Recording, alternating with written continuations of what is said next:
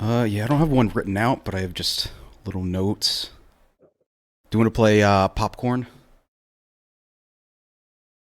A reiterated fact.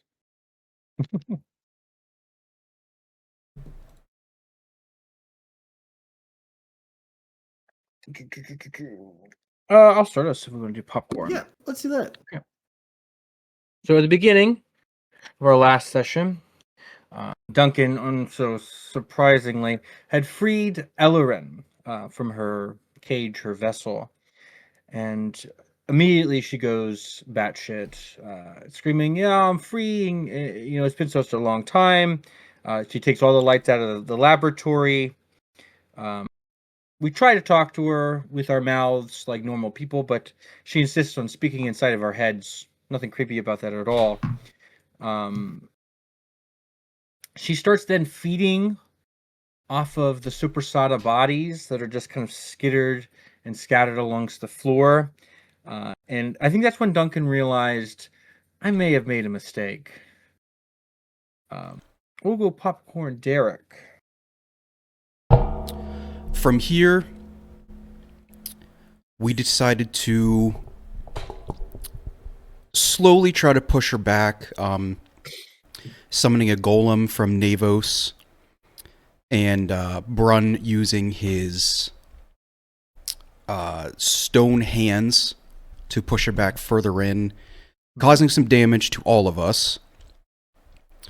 Eventually, Duncan found that these pillars, there's 4 pillars, were able to somehow contain this orb again if they could understand what the spell is. Navos able to figure out one of them, was able to close 3, and Duncan could close the 4th. As Elwyn was screaming, "Please let me out," and we were all cautious as to what would be best, to free her and let her defeat these beasts, or to keep her in for an undisclosed amount of time. Popcorn to Curtis. Uh, at some at various points during the scuffle, Brun also was unconscious, conscious again, unconscious again. Kind of getting bodied a little bit. The decision was ultimately made to let her go. Because she could not go through the dreamscape that we had all walked through with the key. Like we could not, she could not leave the path that we had left. So we released her and allowed her free. And she took the energy she had been sort of consuming from the Self-Asari and other light that had been funneled to her through the city, through these ducts and tubes. She takes that power and blasts a hole through the ceiling with it and escapes into the rainy night. And as she fled, all of that power, all of the protection of the city left with her.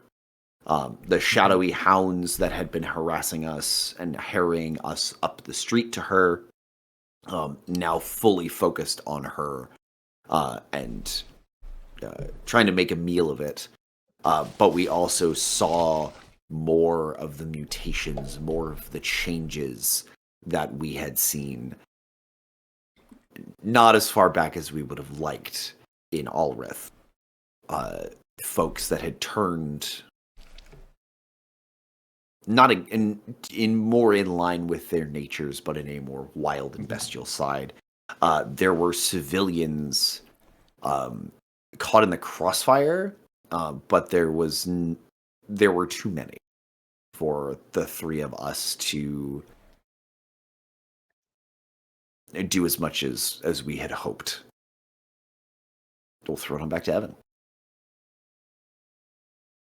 As we were escaping the gardens and looking at this destruction wrought amongst the city,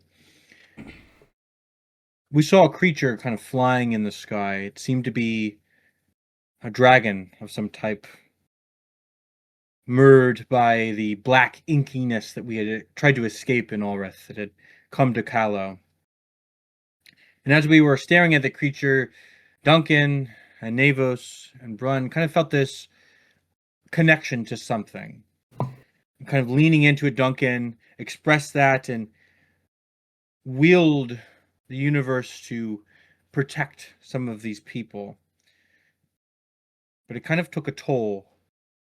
And the first one is free, but the rest might cost us. And I think we all used our first free ones and kind of left it at that.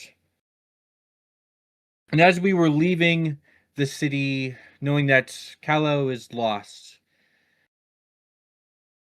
there were two colossal beasts kind of rampaging through, fighting Elloren. And the horde is quickly spreading through Callow. Duncan notices a moment where one of the beasts leaves a child behind, it unharmed. It just kind of left her. But before we could leave the city, we had to make one final stop to Brun's family home. And I'll popcorn it back to Curtis to tell us a little bit about his family. Hold on, let me give the full. I'll go a little deeper on the lore dump for you guys because I don't know when best we're going to have this opportunity. Brun's family home, I believe, was in Upper Pages. Mm-hmm. It was in Pages, yeah. And not like incredibly wealthy, but certainly not a hovel. Was fully dressed in mourning blacks. All of the windows and doorways had these black veils over them in mourning. Because, as Navos and Brun had discussed earlier, Brun's mother was one of the victims of the tower collapse on our first day in the city. And Brun, seeing the city falling, took it upon himself to try and ensure somebody from his home made it. I'm sure that somebody collects the insurance payment. Somebody's got to get the insurance money. This will not be the end of his. He won't stand by and watch another family that he thought was safe be taken. And instead, he finds a home that is not empty through absence. It is intentionally emptied. It is voided. It is emptied and sanctified in the name of a deity. I do not have written down anywhere. But the entity, the deity known as the Absence or the Void, this place has been declared abandoned and it will stand empty.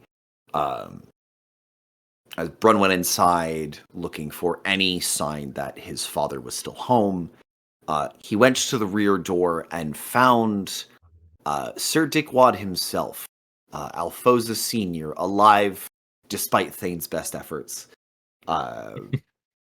Chauntily standing under an umbrella and sharing some words about when the prisoner is gone, the jailer is also freed, and leaves a parcel for all three of us before disappearing into the rain, which I'm sure we'll get to in a moment when we all had a chance to sort of dig through them. Navos caught wind of this conversation and heard Brun chatting with someone. But as the fighting got louder and Duncan pushed for them to leave the city, Brun left the only room that still had any personal possessions in it. 3 death shrines in an old bedroom. One for Brun himself, one for Mayargan, and one for Brun's older brother, Torona, a paladin of Seirani. Brun left with only his brother's symbol and a lit candle that he put to every single one of those goddamn burial veils to send that house into its own oblivion. And then clutching these packages, handing them out to each of the companions. The three of us led off into whatever exit we could find, and Brun did not look back at his former home until it was well out of sight. And I believe that's where we left off. That it is indeed. Mm-hmm. Was there anything of interest or note that people wanted to add into that? There was at one point when we were trying to open Elleren's cage up again. We had to have a key that Thane had given us to use. Duncan had to pour his own blood and sweat and more blood into. Did a lot of damage. That might be something for use later on. Other than that, During the attack, when we got outside, the Alfosa house that Thane was dismantling, that caught on fire, and we saw various upper members of the families leaving, but we didn't see any of the ones that we had talked to earlier.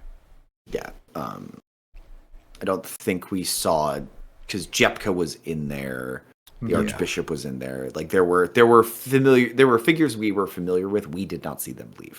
Mm-hmm. And we have no clue or care where Thane is. Sorry, buddy. all right. Hope he finds his way. Bye, Thane. Hope you find your dad. Cool. Does everybody just want inspiration since we did it all together? Might as well just give us another level up. You know what? Level 10. Yeah, go Give ahead. yourself an extra 5. 20. Let's finish this take today. Today's the last game. Level 20. That would be really funny if we were like, yeah, cool. So we found God. We beat him, and now we're beating God's brother. We're beating up God's older brother because he's mad we're picking on his sibling. Nobody gives my brother a wedgie but me. Yeah. Maybe we should go through our parcels. Kind of opening mine. It's familiar sights. How long after we get out of the city? How far do we go before we stop? Yeah, because my stuff takes at least 4 days to go through. Yeah, mine was pretty quick. Duncan does the Duncan thing, and as we're leaving, he spends the next 3 days looking for survivors. Anybody with a different perspective of the attack, and he meets some people.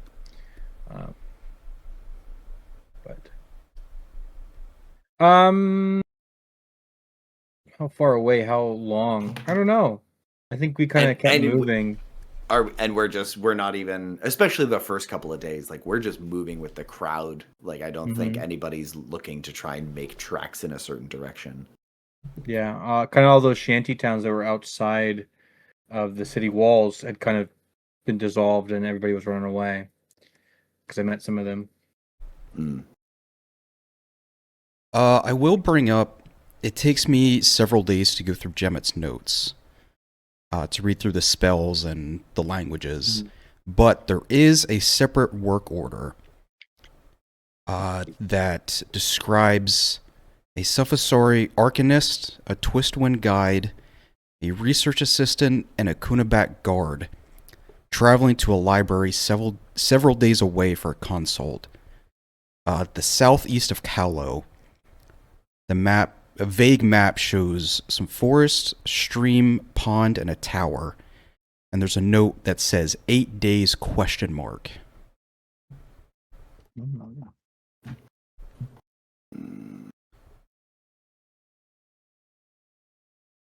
But everything else refers to spells to break down, as well as some theories on the fibers.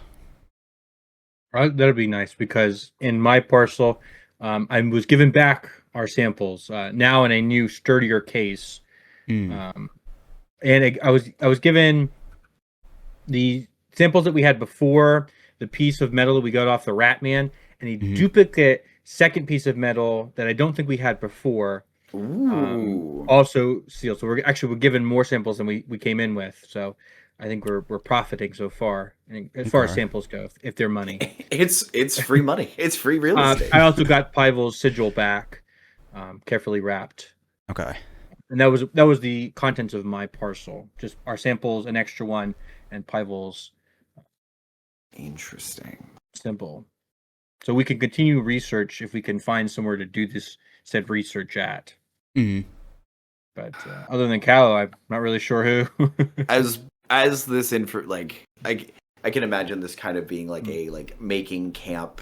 There's either would we be camping with others, or would we try to make our own little video camp? Unless you guys have different information, we did camp with a group of survivors, and we had talked to them. Okay. And I can probably read that encounter. The first day, you'll find a group of 14 traveling with a wagon and supplies for a market.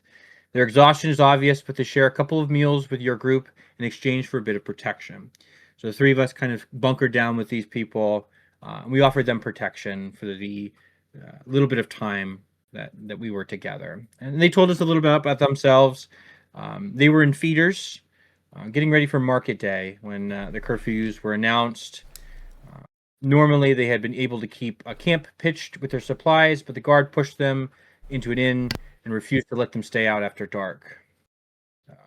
They had been doing different shifts amongst themselves, but they really didn't have anybody up to the task amongst their group. And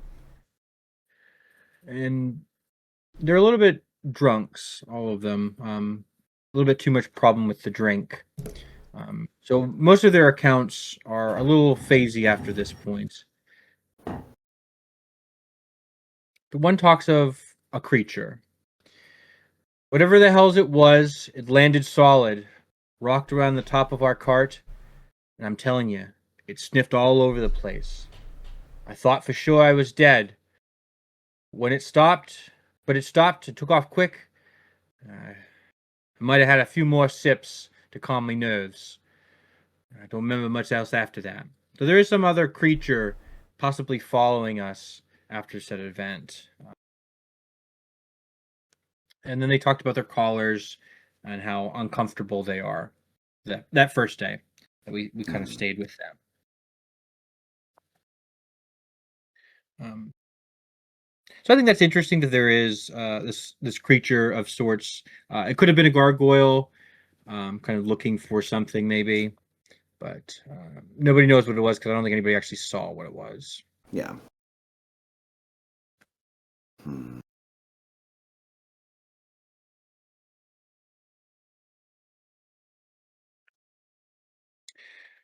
The question is, though, where are we headed? I know we were on the road to Lath, which is the next town over, kind of going further south. And I think that's the direction that we're traveling in, but I don't know if Lath is our destination or not. So, Brun, especially as we kind of settle down and we get our samples back and we're talking about the samples and looking for a place to put them. There is a Brun's parcel is much smaller. It is a well-folded envelope that looks to have been opened a time or two, but it's a very fine fold that can kind of seal into itself and remain essentially watertight. And it says, "Dearest Madame Dalang, truly graced were we by your stay in our great city. I do hope it was to your liking. As per our agreements, I have directed this envoy to ensure your safe travels to Varinia from your darling estate in Rainford. Dolnik willing, I may visit you there before the seasons shift. My regards to Taranak. May he recover soon. Lord Oltholian Alfoza, keeper of Kalo's light. Enclosed is a locket with a gentle curl of golden hair inside and a portrait of a fancy elven woman. It is an older, a little more beat up locket. And when we are given, especially our items back, and hearing that, and then as we do a little more like we find out about the work order, Brun is kind of like holds up the paper and the picture and the locket and goes, "Did anybody know this lady?"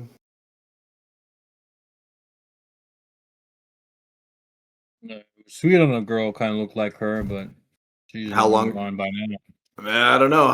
Kind of look at the picture, look at you, hold you two up side by side. I don't know. How old are you? Old enough to be your dad. That does get that kills the humor very quickly. Like it just it kind of closes the locket shut. Brun has spent a lot of his traveling time thinking and kind of opening random boxes. He'll just kind of sit there with his arm on a box, and then he'll say something, and then put his hand on the box, waiting for as if he's waiting for something, and just kind of open it up and look inside, and then close it again.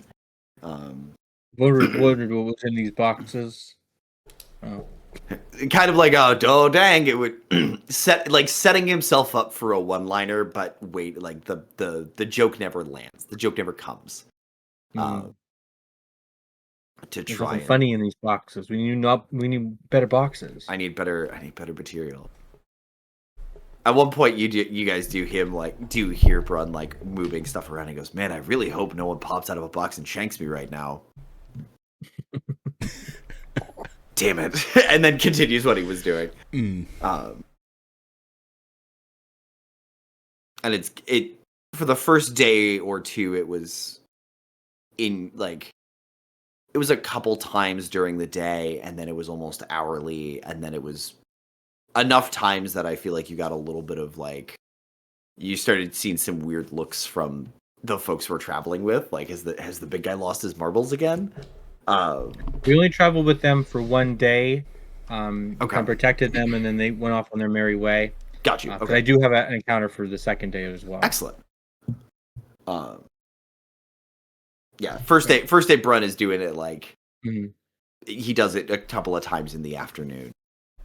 Yeah, and at day one, Duncan is almost kind of spaced out.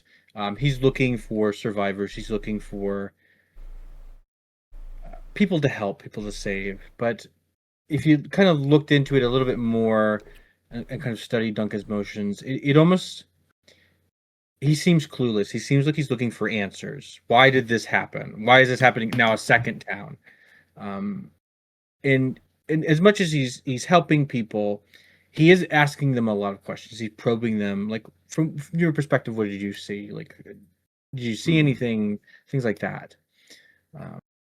Derek, how are you spending your first day? Navos is doing the same thing as Duncan, looking for answers, but alone. It is the same look that Navos gave when we were in the lab. Just constant research, very quiet, taking some feet away from everyone. And we'll do this for a few days at least. We'll eventually meet back up again. Mm-hmm. There's a few spells I was able to read from Gemmet. We came here to deliver these samples. Should we talk to the one that sent us on this? I may be able to send an update. To Jebka? Yes, Hmm. as long as I know who they are. Honestly, I thought we would have met Jebka amongst Callow, but surprised that she didn't seek us out there. I know, with the time that we were there.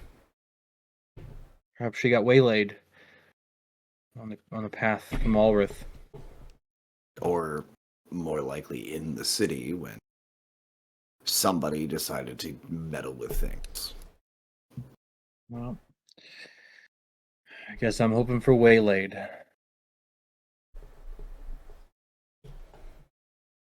And on the second day, as we're kind of traveling, Duncan is still looking for these people.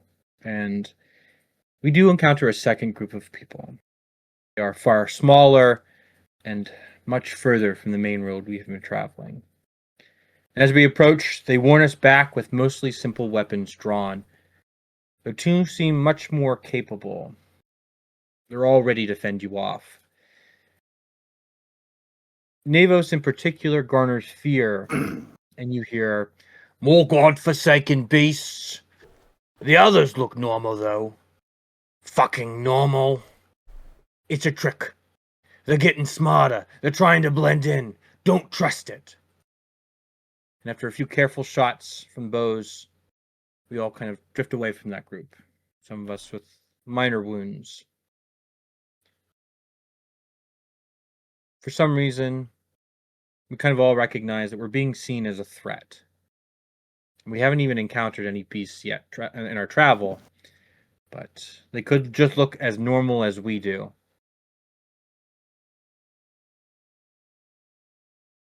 They seem to think that everyone could now be a threat in disguise.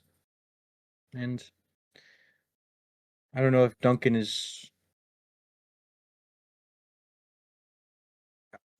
I would say, sorry to say, I think Duncan kind of shares that sympathy, that idea that even if they aren't beasts, they're probably still a threat. What he encountered in Callow, the double crossing, the backstabbing, the family games that they play, he doesn't know who to trust anymore. He thought he could trust some people, but they turned out to be just murderers in disguise. And I think with the second day and encountering that second group that kind of wanted to hurt and harm him and the rest of the people, it may be best to kind of give some of these people space. And he's searching for a friend. I think he wants to kind of help Navos if he needs any help in anything, because at this point you're pretty much the only one I can trust a little bit, because you're down and out. People see you as a monster, and you're not. And Duncan isn't used to that. He's just always been kind of a normal, almost pleasant person. But now he's being treated like this creature, and it's not the same degree. He recognizes that. He recognizes his privilege, but he feels that kind of connection with Navos a little bit. Yeah, as you're sat next to me, I don't answer immediately, but if you scooch in a bit, I will start explaining what some of Jemmet and the scientists at the Hendari labs have figured out slowly, day by day. I'm almost imagining it's like all the technical terms, all the jargon, and it just goes like in through one of Duncan's ears and out through the other, but he's happy to listen. Yeah. And even then, there's not much to figure out. They don't know if this is a curse. And as to why we can see these fibers, they tested many experiments using humans, goblins, halflings. It seems like a lot of them were killed off. Eventually, they saw physical mental changes. And specifically this metallic shard from the Rat Man, and perhaps this duplicate. They saw more rapid advancements in terms of these feature changes, mental changes.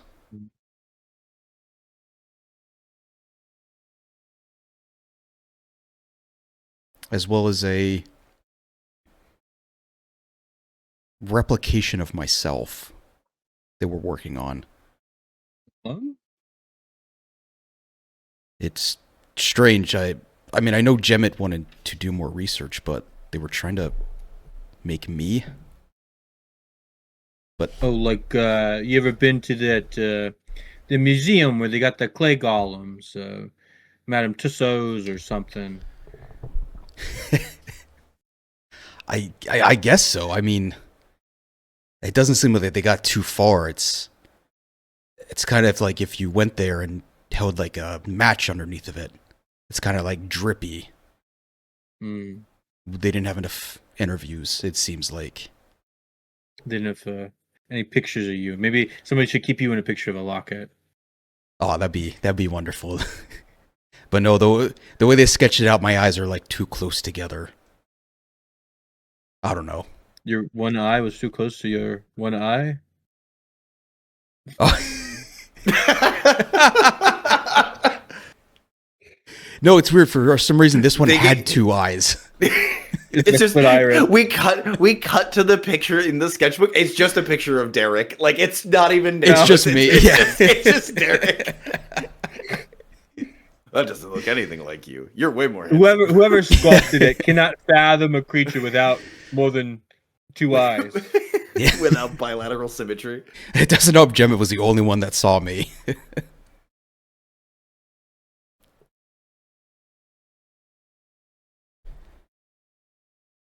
But I'm wondering if we should check out this library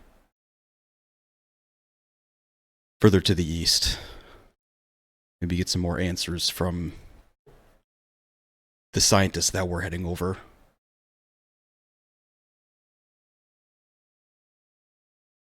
Perhaps. But I think we have to keep in mind who gave us these things. The Alphoses. Perhaps it's a trap. We don't know what they want with us, and we still don't know how we're all connected to this. That is I true. think there's an unseen hand pulling the strings from somewhere. What would Alphose in giving us any of this? That snot rag could have let us twist in the goddamn wind in that city. But instead he returned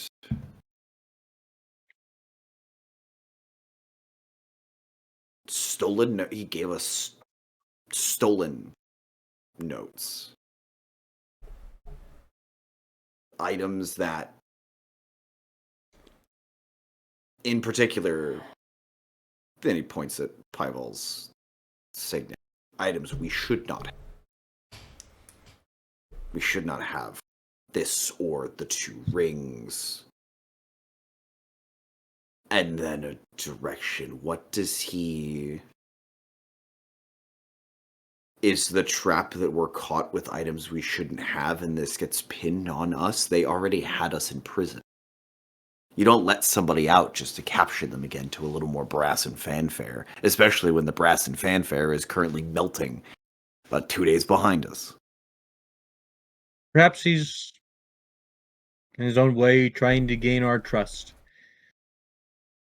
Perhaps he sees if he gives us these things, sends us on our way, gives us a direction, we're going to be more forthcoming with, I'll kind of like hold up my sigil with these. Or I feel like, or he thinks we'll save him from Thane. I don't know. Does he even know? Oh, do we even know what Thane did? Because we saw some of it. I don't think we saw all of it. But would he have enough time to go to his house and then leave to go meet us in Pages? From wherever he was? I think I think he might be trying to call in a favor down the line, and that might be the favor that comes in quicker than he expects. Perhaps not everything is as it seems. I think that's the problem.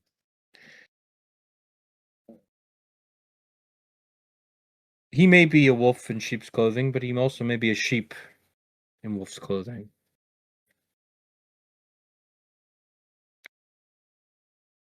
But until I'm proven otherwise, I don't trust him. Did he mention where he was going, or just leaving? I didn't talk to him. I think Brun did.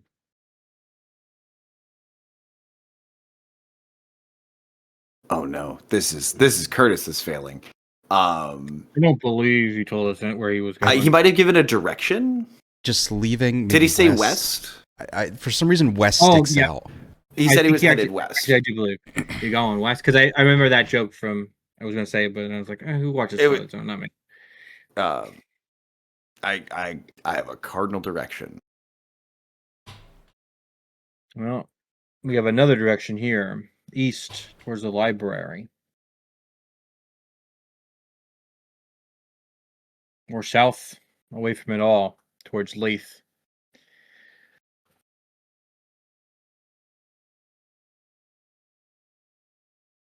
Which one's less important if something happens to it? Looking at our track record, I feel like we should consider that an omen of sorts. Times were different. I disagree with you, but as it stands, I think I do. We seem to rot this chaos. It's connected to us. It follows us. Maybe it's best to stay away from the major cities until we have a lead to go on, something tangible. And when we do, we make it quick. In and out. Do our thing, we leave. Perhaps that could stay some of these needlessly lost lives that seem to follow in our wake. Where would Vox find us first? With more people? I've seen you looking around. I know I've been in my notebook.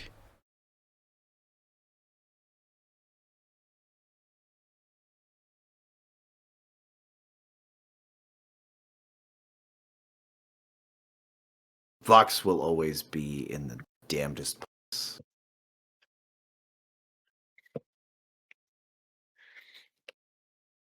But right now,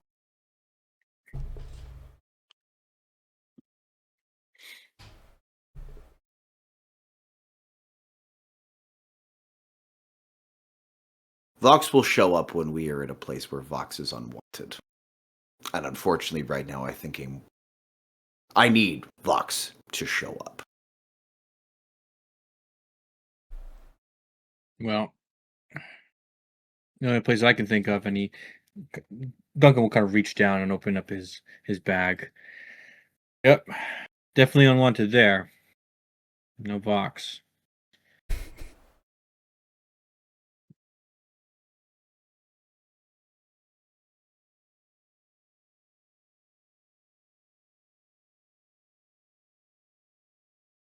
I think our first step, though, is survival. We kind of left everything in Kalo, our leads.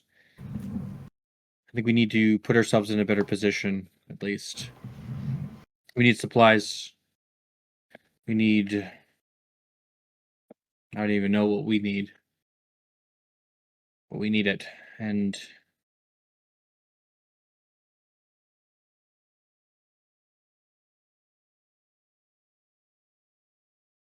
I'm thinking maybe a major city. Wherever that may be. I have to check my map. I don't...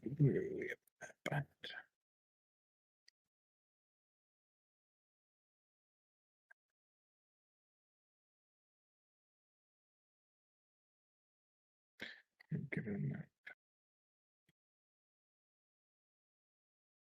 If we need answers, we know where there are people that are at least asking the same questions we are. Sort of pointing at the work order.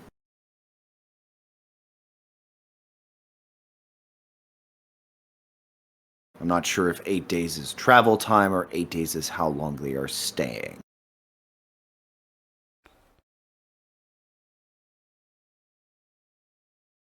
You might be on another timeline again.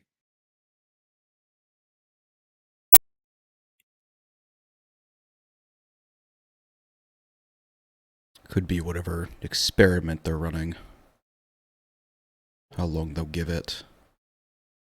Finish cooking.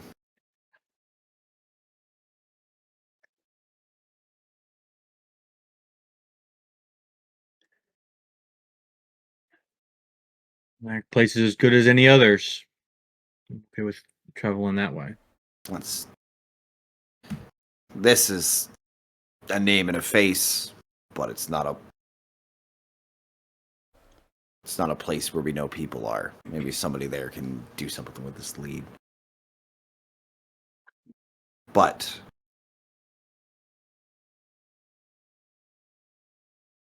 if we do not meet Vox by the time we leave this place,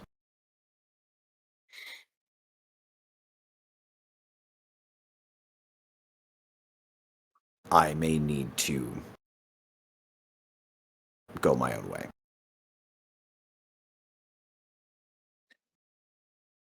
If you gotta do what's best for you. I understand. Some of us Good have luck out still been there. on. Some of us have still been on a timer since Alrith. Yeah. I mean, you don't have to convince me. I completely understand. If you need to go, if you need to head out, you gotta head out.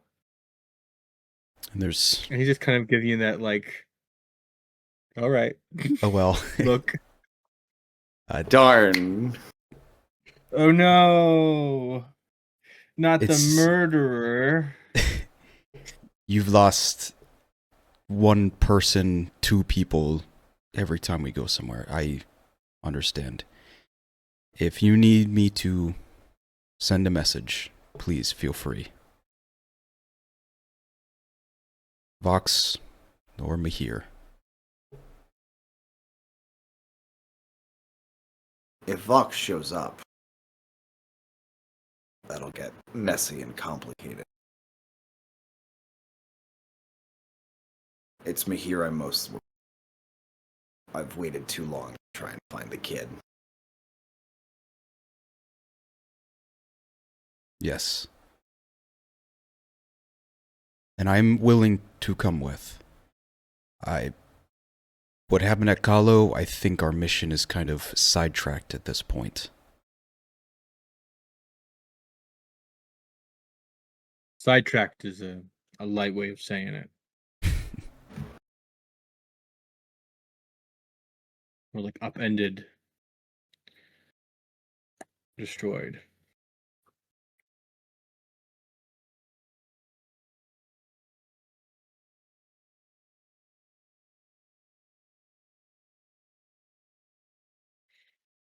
But for now, it's probably best to just keep traveling. Put some distance between us and Kahlo. The longer we stay somewhere, the faster it catches up. If we want to put a sizable time between us and them, traveling quickly will be our best friend.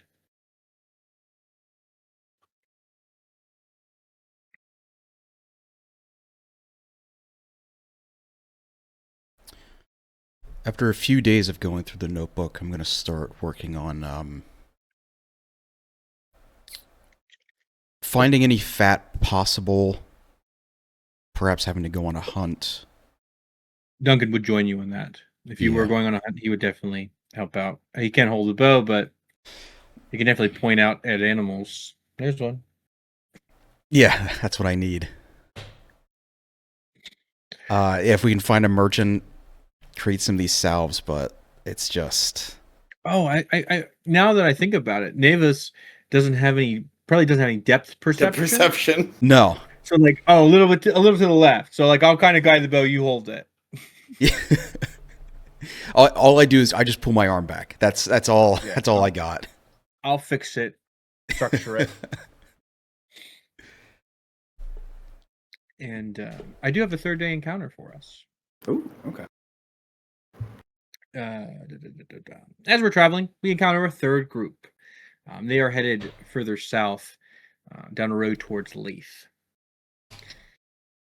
As we are talking with them, they kind of give us some information. We don't really stay with them. It's more of a passing greetings and, hey, how you doing? How was everything? How are the kids? How are the holidays? How was the destruction of the city? How is the loss of the only home you've ever known? Yeah, how was that for you?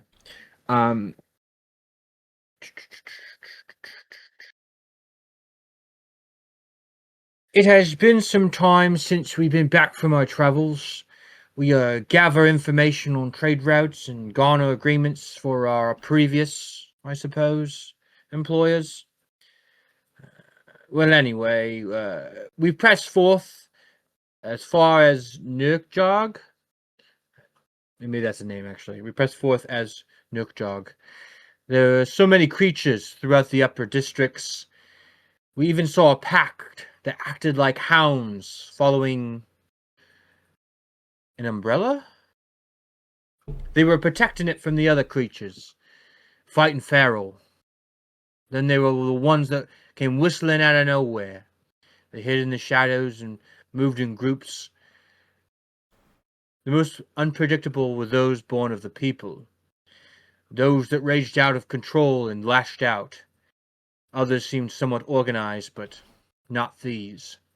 I'm not sure if the ones in the lower districts escaped or what, but there were so many in the higher areas. Maybe the walls themselves kept them contained. We were in tapes the day everything went crazy, went sideways. And he doesn't really give us much more information than that, and we kind of nod and pass along. And that's all the encounters I have, because I only did it for 3 days. The fourth day I spent helping out Navos, make sure that he got all the fat that he needed. But it seems as though some of the creatures were smart. Whatever this transformation process, it leaves some of their intellect. It leaves some of their intellect allowed or untouched for some of the creatures, but for some of them, it does turn them into ferals or feral creatures, beasties. There might be something in the process of that transformation that determines one way or another if you will be organized and respond, or if you'll just be crazy and feral. It's kind of what I got out of that information. Hearing the umbrella get brought up, the stick that Brun has been kind of working in his hands just like snaps in his hand. He's like, damn it. Throws it down and goes to get another stick because a fucking course Alfoza has a pack of shadow hounds as his pets. God damn it. Well, that's good to know for later.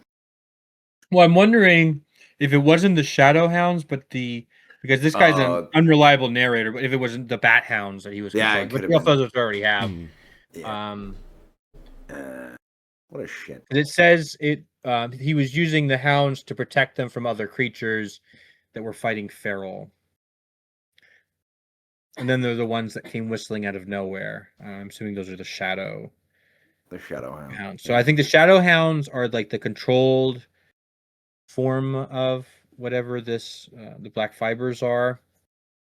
And then there are the ones that are kind of born of the people that were raging out of control and lashing out wildly. The mutations.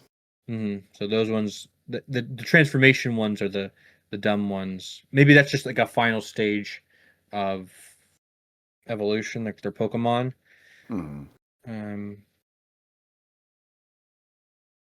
Or maybe they're just two different types. Yeah. I wonder if one of them has these like metallic shards to get that Yeah, how do the advancement. So they're- shards? Because it seems that they're at least important enough that they've collected a second one. Mm. We were just lucky enough to collect the first one from the Rat Man. I mean, Rat Man. he was still pretty smart and talkative when he was.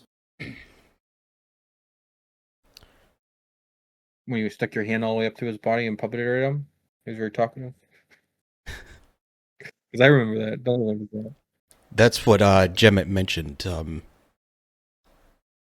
The more advanced Gemmet- they are, the more social they can be.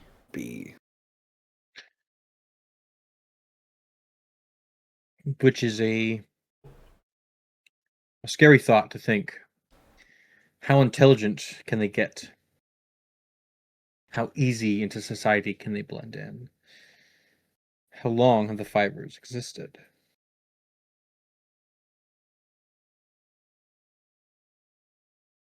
I think we're on a time crunch, heading west, possibly towards what information we can get. But maybe finding some answers in the great library to the east. We didn't really find any answers about Callow. I remember our visions of seeing the city built and destroyed and built and rebuilt and so on and so forth. Maybe there's a paper trail of that. And maybe there's a history to these fibers. I don't think they're something new.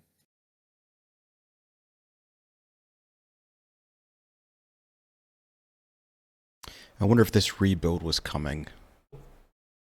Maybe it's the time for the next cycle. Maybe it isn't just... We were shown Callow being rebuilt, but maybe it wasn't just Callow. Maybe it was everything. Oh. We don't know how far it spreads. We only know what we've seen. And we heard our little rat friend say the age of man is over way back when. Mm-hmm.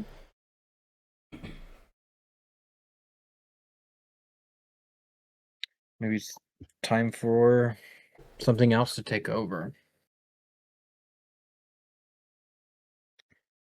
But I may be old. I don't think my time is quite yet.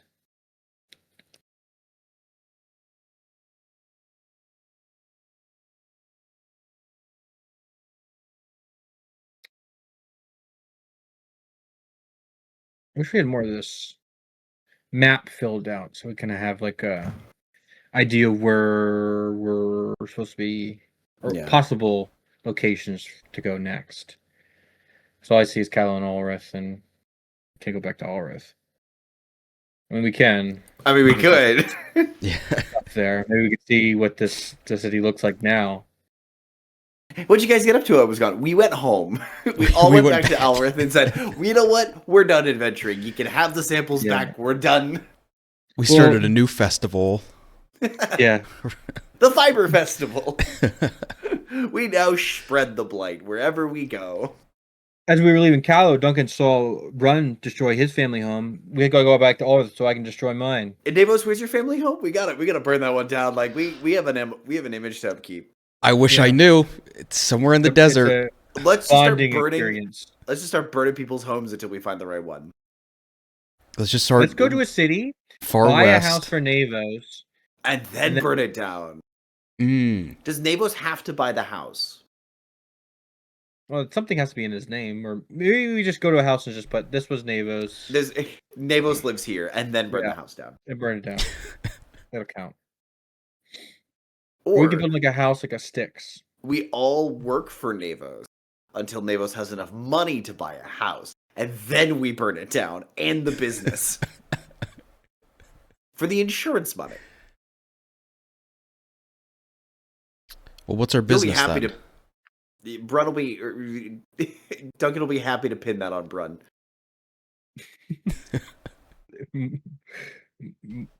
Most assuredly, he would. Navos he wouldn't do something like that. He's a good fella. I can tell by the glint in his eye. He wouldn't do that. Upstanding good member of society like you. Money sees he's cake. If only that were the truth, I would have retired a long time ago. Didn't you retire a long time ago?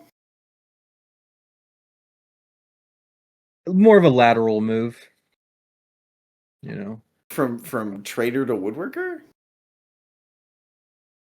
I wouldn't say trader. Trainer. Oh, trainer. I think he's a trader. Instructor. That's a little offensive. Straight to like high crimes. Well, I thought you meant like by leaving the Vidarian Order, I was just like, "Fuck you guys, I'm a traitor now." You're so a traitor. I think coming to terms is a better explanation for that. 5 minutes, says Alexis. We'll just keep vamping. Yeah.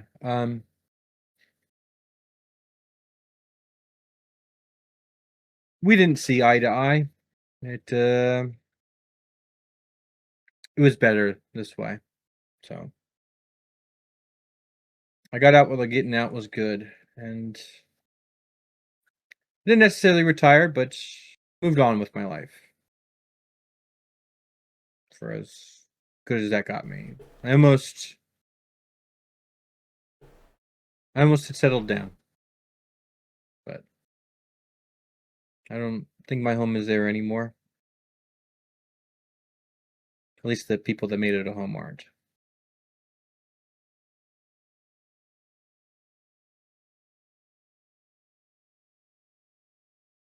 Maybe this is my retirement.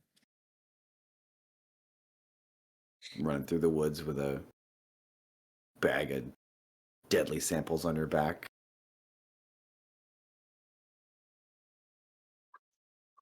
Or maybe this is a whole new life entirely. Duncan Dubois, the one-armed plague sower. It's got a nice ring to it. Yeah, but I believe the history books say Duncan Dubois, the clueless old man. They could say both. There's a lot of words in there. That'd be a long title. It never was much fun for titles.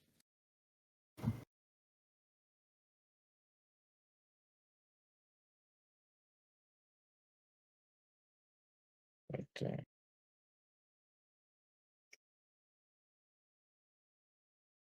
No. At least you'll be in the history book somewhere. yeah, it would be nice to be remembered long after I'm gone. I don't have much in the way of a family, so I mean, there's a couple ways to be written down somewhere. I'm sure there were court records, but I feel like the city's not going to last very long, so that's not going to work. I think it's better for me that that those get expunged.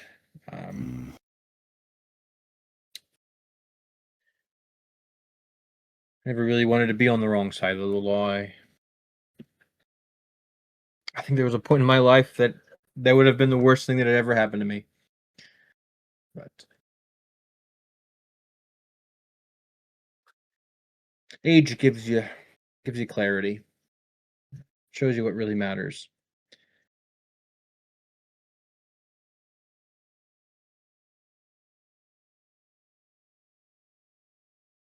And I don't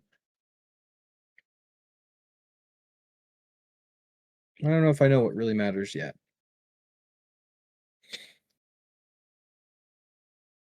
Like I said, I may be old, but I don't know if my time is quite yet.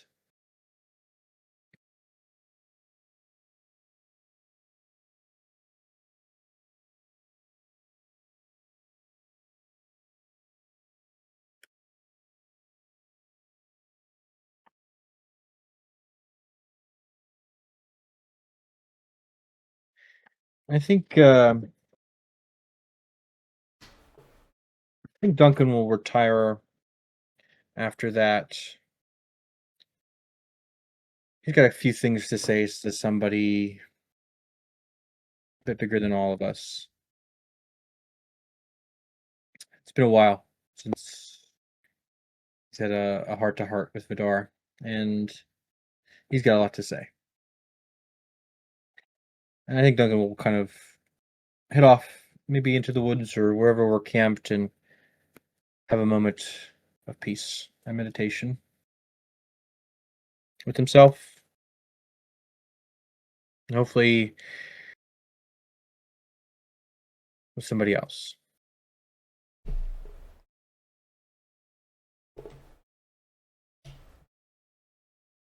Nibos, I want to shit in his sleeping bag so goddamn bad.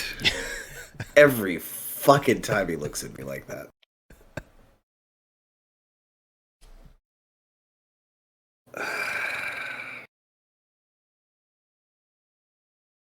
That's what I want to do with Thanes. I'm in your boat. I like there's probably like a fourth sleeping bag just kind of laid out every night. Oh, hello. Good evening, friends and fiends. Hello. With a little title placard that just says Thane. It's lumpy and smells suspicious, and no one says anything about it. How are we, friends? We're doing good. How are you? How was the birthday party? It was pretty good. There were a lot of onions, which is phenomenal. Interesting. Uh, What an interesting festive edition. Yeah, you know how it goes. Gunions. For some reason, I am getting feedback. What is happening? So what have I interrupted, friends? What's going on? So we were Uh, kind of riffing and we were talking to each other. We had gone through kind of a couple of days of travel here. I was talking about the groups that we encountered, kind of giving them some of the information that we had gathered from those people. And we were kind of making a decision of where we wanted to head to next. To the I east see. was a library, I believe. Nevos had mentioned that he got from Jemmett's notebooks. That we could perhaps acquire more information. To the west, there was a meeting point from what we had gathered from Brun's parcel, somebody to look for, without really knowing who to look for. And we knew that the people that kind of were escaping Callow were kind of headed south towards the town of Leith. Iath. Iath. Oh, it's an I, not an L. Iath. That is an I, yeah. Sorry. No, it's fine. It's fine. I just thought it was like under, not capitalized, but Iath. Mhm. And perhaps moving with people, maybe keeping a low profile, maybe while we search for supplies and focus on our survival for right now, because whatever is out there seems to be following us from place to place. And so for all we know is that we have to keep moving to kind of put a time between us and whatever is following us. All right. What you had interrupted was us kind of just talking on the end of the third day about kind of our place in all of this, and I see. So where have you decided you all would like to start heading? I'll start unveiling some things on our map here as you go along. I think that was our issues we were running into. Is like we saw Callow, we saw Alrith. We had talked about going back home maybe, but we didn't know any of the other destinations around that could possibly be a travel point. I believe our general consensus was we are following the lead that Navos has to that work order. That 8-day, like research 8 days. That document was our current best lead. Okay. So we're that is the direction we are heading. Yeah. Right. little hesitant if this could be a trap after Navis brought it up. Because it's a piece of information in a Gemmit's notebook given us by the head Alfoza himself. Mhm. Neither of those people we trust. This could be some sort of trap. What? Maybe he's trying to garner our trust for some reason by giving us back both the samples and a new piece of metal from. I don't think we brought that in. So far we're making profit on these samples. And yeah, we don't trust Alfoza as far as we could throw him. You guys are so mean to all of my NPCs. They're mean to other people on NPCs, so that's why we're mean to them. If they were nice to other NPCs, we'd be nice to them. Fine. Show me an old lady baking pies. I'll be nice to her. I gave you an old lady back in Alrith. We did have Cynthia very briefly. You did have Cynthia. We did Cynthia. Every campaign needs a Cynthia. And I'm going to stand by that. Well, I think she's dead. Also, DM, throughout these days, Mhm. I forgot to mention, if you'd like me to roll, I would like to start using sending. One message a Okay. day. I'm going to check with my teammates first if we want to do Jebka, Mahir, anybody else. But definitely starting could. with Lyra. Or if we can, we could just start doing cold calls, perhaps tricking old people into a timeshare. But don't call Yes. me. And he's Don't the call first me. target. No, that's a good idea. That way I can get my house and we can burn it down. And then we can burn it Collect down. the money. That was the Yeah. other thing. We have to burn down everyone's ancestral home. That's why we're and going to go back to Allrest. That's why we were going to go back. Oh, okay, I see. Duncan's house. And since Well, I don't know you where need to go to mine Hopedale is, instead? Mm-hmm. Well, Allrest was a closer. All right, so heading in an easterly direction then. Home is You where the all have arson. been following kind of in the forest area. That is the wrong button. Nope, not that one. There we go. Polygon, please. Thank you. Man, it's like I've never used Roll20 in my life. You all have kind of been following Navis's lead on most of this. Headed along the road for a while so that Duncan could interact with some folks. But keeping close enough to the forest that you can dip away and hide if you need to or go search for supplies. So it's been a few days. I'll give you a few of these. Doo-doo-doo. So did you all kind of talk about, I guess you discussed the things that you had in your parcels. Mhm. Did any of you have questions that you wanted answered as where everyone can hear or anything like that about the things you encountered so far in your downtime? No, mine were pretty straightforward. They were just the samples that we had. A new one. But and Okay. Pipe symbol. I think that's pretty self-explanatory. We've had that for a while. Yeah, Pivel's sigil and a different one as well.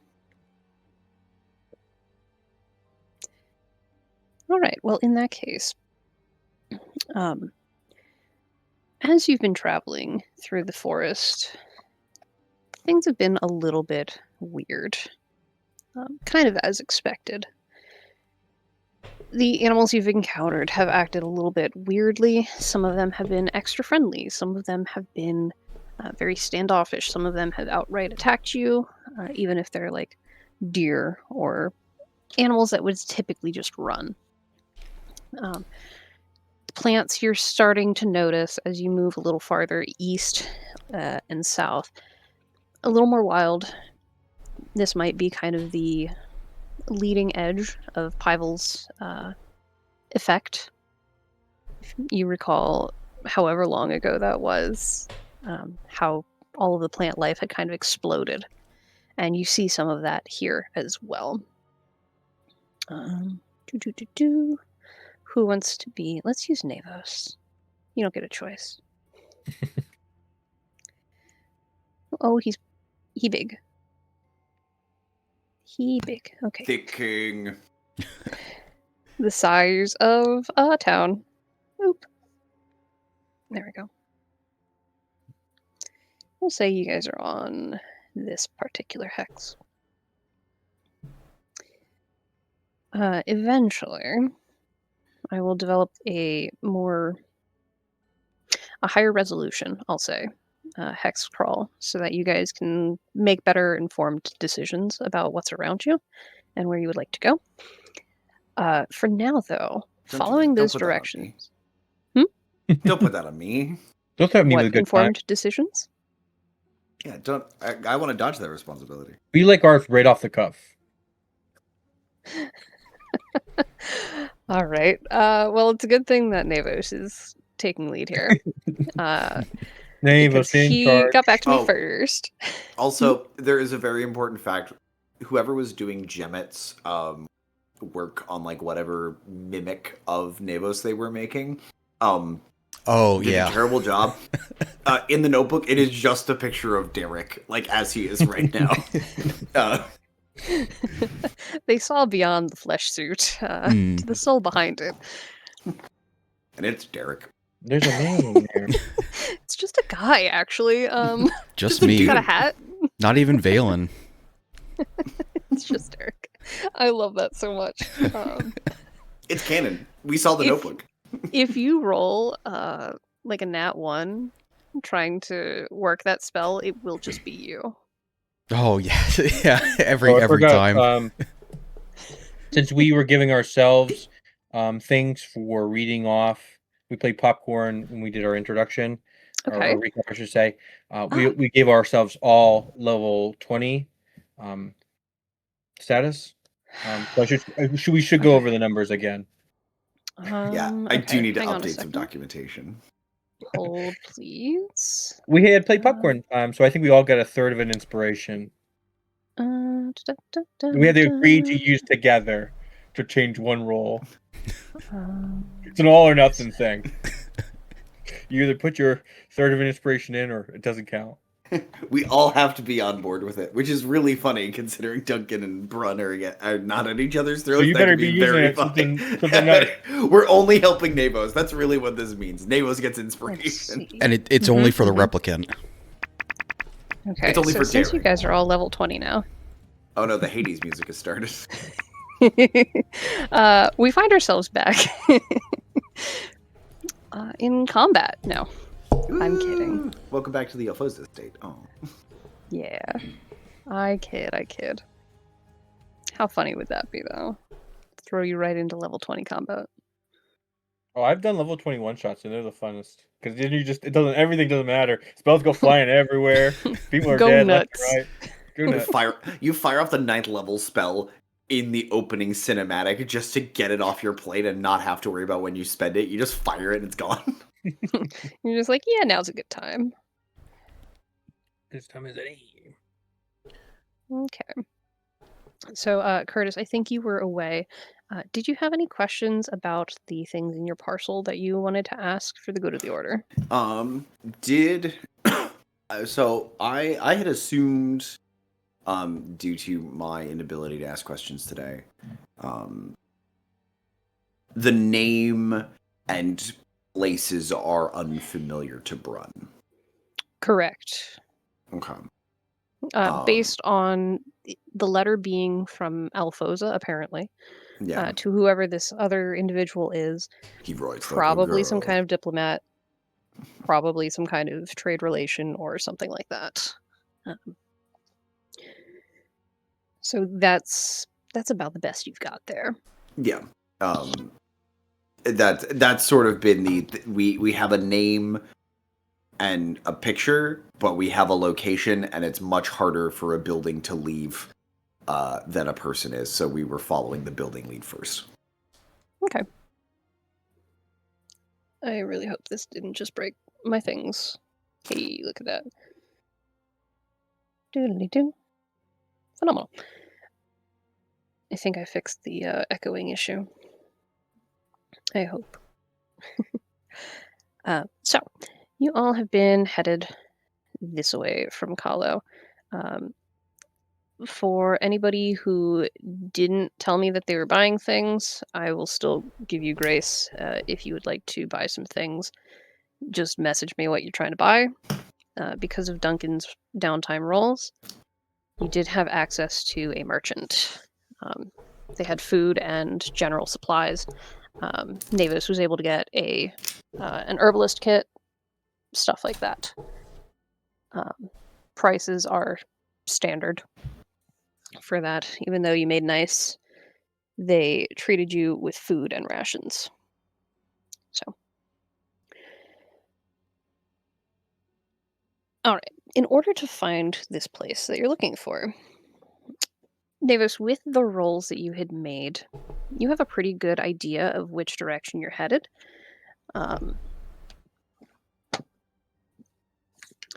So you made it through 7 days of downtime. There were some scuffles here and there, but nothing that really stopped you. Duncan, did you fill them in on the people that you scared? Yes, we went through each of those days of encounters. Okay. Did voices. I wasn't and sure what everything. kind of wasn't sure how in depth you had gone with stuff. So Yeah, we had talked through each of those encounters, so everybody should be filled up on the people Okay. that we met in the groups and. Oh, dope. I lost my pen. Fantastic. You better go catch it. It's running away. I genuinely don't know where that went. Dang. Well, no notes for me. I'm such a professional at this by now. Oh my gosh. It's only been 38 sessions. You're doing great. Hey, 38 more. I at level had 20. some comp time built up from last week when I played by myself. I think that counts as grace. No, that counts as comp time. That's a different pool of hours. That's not sick time, that's personal time, which is two different things. Oh, I see. Understood. It's all in the handbook. You should have just read the handbook. Before we continue, let me get HR in the chat real quick. Craig is already here. HR is always in the chat. That is the first mistake. You assume HR hasn't been there the whole time. It's like Sam Reich, except you're fired. You've made it through about 7 days, kind of wandering back and forth. For these tiles on this map in particular, it's about a day a tile. Spending extra time to pause and look a little closer for those materials. You've made it several tiles away in about 7 days. The rain had continued on after you had left Kahlo. A little harder some days, a little lighter. Generally overcast. And there were a couple of days where unusual weather occurred as well. There was a day where everything smelled like ash and ozone. The wind was blowing in from the north, where Duncan, you would be mildly more familiar. You know, there's a mountain range to the north here. Mm-hmm. Kind of from that direction, there was this heavy wind and strong scent of ash and ozone. Made you feel kind of weird when you encountered it, but it didn't last very long. It kind of blew through within a couple hours, and you were able to continue on with your day. There was also a day where, even though the sun was up, everything felt like it was cast in shadow, where the sun just wasn't reaching things quite right. It was this weird visual effect. Everything felt a little bit cooler. You didn't really feel the heat of the sun, even though, again, it was daytime. The sun was there. You could see it. But just very strange. I mentioned the animals that you encountered. You had encountered some people along the way. Navos, because you are leading the charge on trying to find this place, time for some rolls. Duncan, since you had told me that you wanted to help Navos with things, I will grant you either you can roll as well, or you can give Navos advantage on this. This I'll would be roll a as well. survival. I'm good in survival. Yeah, we had talked about hunting, and Navos doesn't have the depth perception because he only has one eye, so he'll hold the bow because I only have one hand, and I'll kind of just point it for him. Nice. You guys are coming up with new combos. I love it. Yeah, it's like the Avengers. I rolled a 14. I was thinking it's like what is it, Ghost from the clay pot. You're just standing behind me. Yeah, except for it's not sexual at all. No. It's Navos. Maybe There's a always a little. little bit of that. It's always a little sexual. Somehow, not trying to. Something about that big, beautiful eye. Just However, it's like a big Duncan, legs. piece of pie Duncan is played by Patrick Swayze for some reason. in the movie. What'd you get there? And yet it's also still just Derek. It's a 12. All right, now we've got to self-insert Derek into the game. What did you roll, Derek? 12. 12 for me. Survival. So 14 and 12. Mhm. It takes you a couple of days. You've been searching.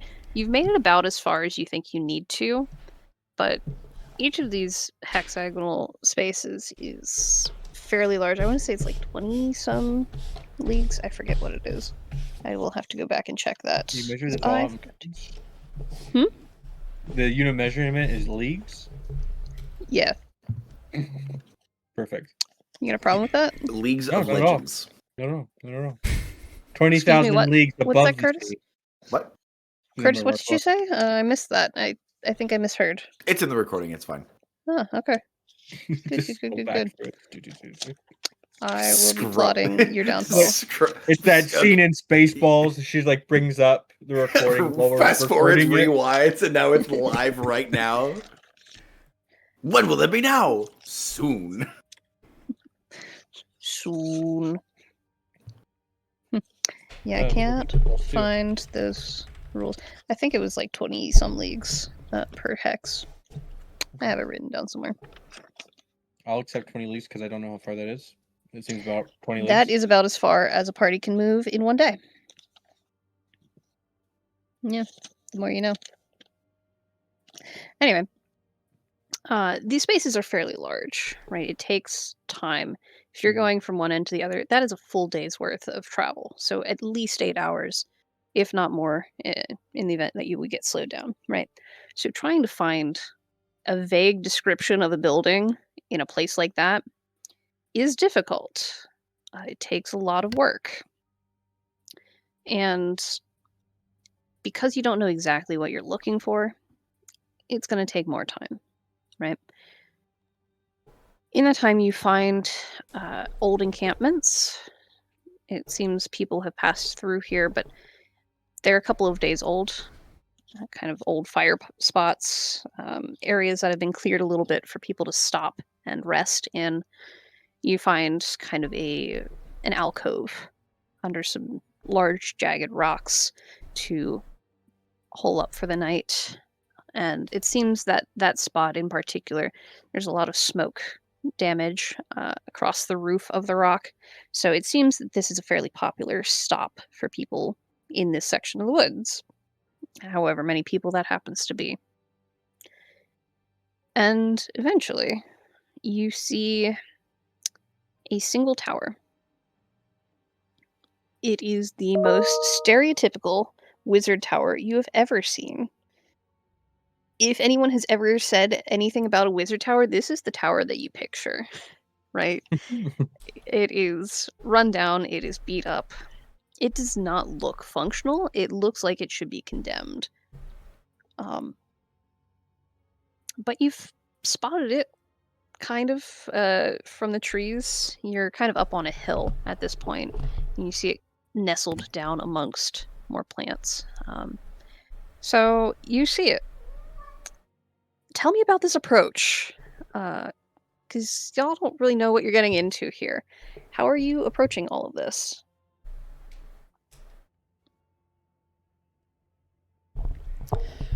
Probably Don't speak cautiously. Yeah. I mean, we don't.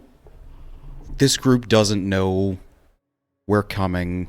We're not the friendliest with them. In Nibus's eyes, just trying to figure out what are they doing. Is this another Nibus's experiment? Yeah, Nibus's eye. What? Just trying to Very learn. ableist of you, Derek. Yeah, that's my bad. I'm sorry. I'm speaking as Derek, and that's I need to reframe. Is this the Tower of the Wizard Derek? Direct.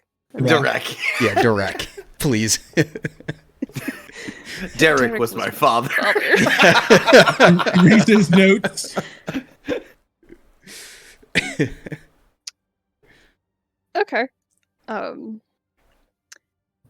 Yeah, y'all go ahead and talk amongst yourselves as you are approaching this place. Currently, you don't see signs of life. It'll take maybe half an hour of walking to get there. I'm picturing a very nice wizard's tower in my head. Does it look pleasant? Does it look inviting? No. It doesn't look like this is the evil wizard bad guy tower, but it looks neglected. It Abandoned looks almost. like there's a hole in the roof kind of place. Why do you sound like you're underwater again? What is I'm happening? underwater. Sorry. Did you switch your microphone? No, something happened probably. Anyway. Derek really needs to pay his groundskeepers better. This is not going well. I keep getting put underwater. Better? By Worse? Yeah, that's direct- better. Okay. That's what you get for not keeping the grounds properly. He dunks you in the tank. Please, sir. Sorry. A whole little Lord. roof, water damage probably from the rain. Kind of looking at it now as a carpenter.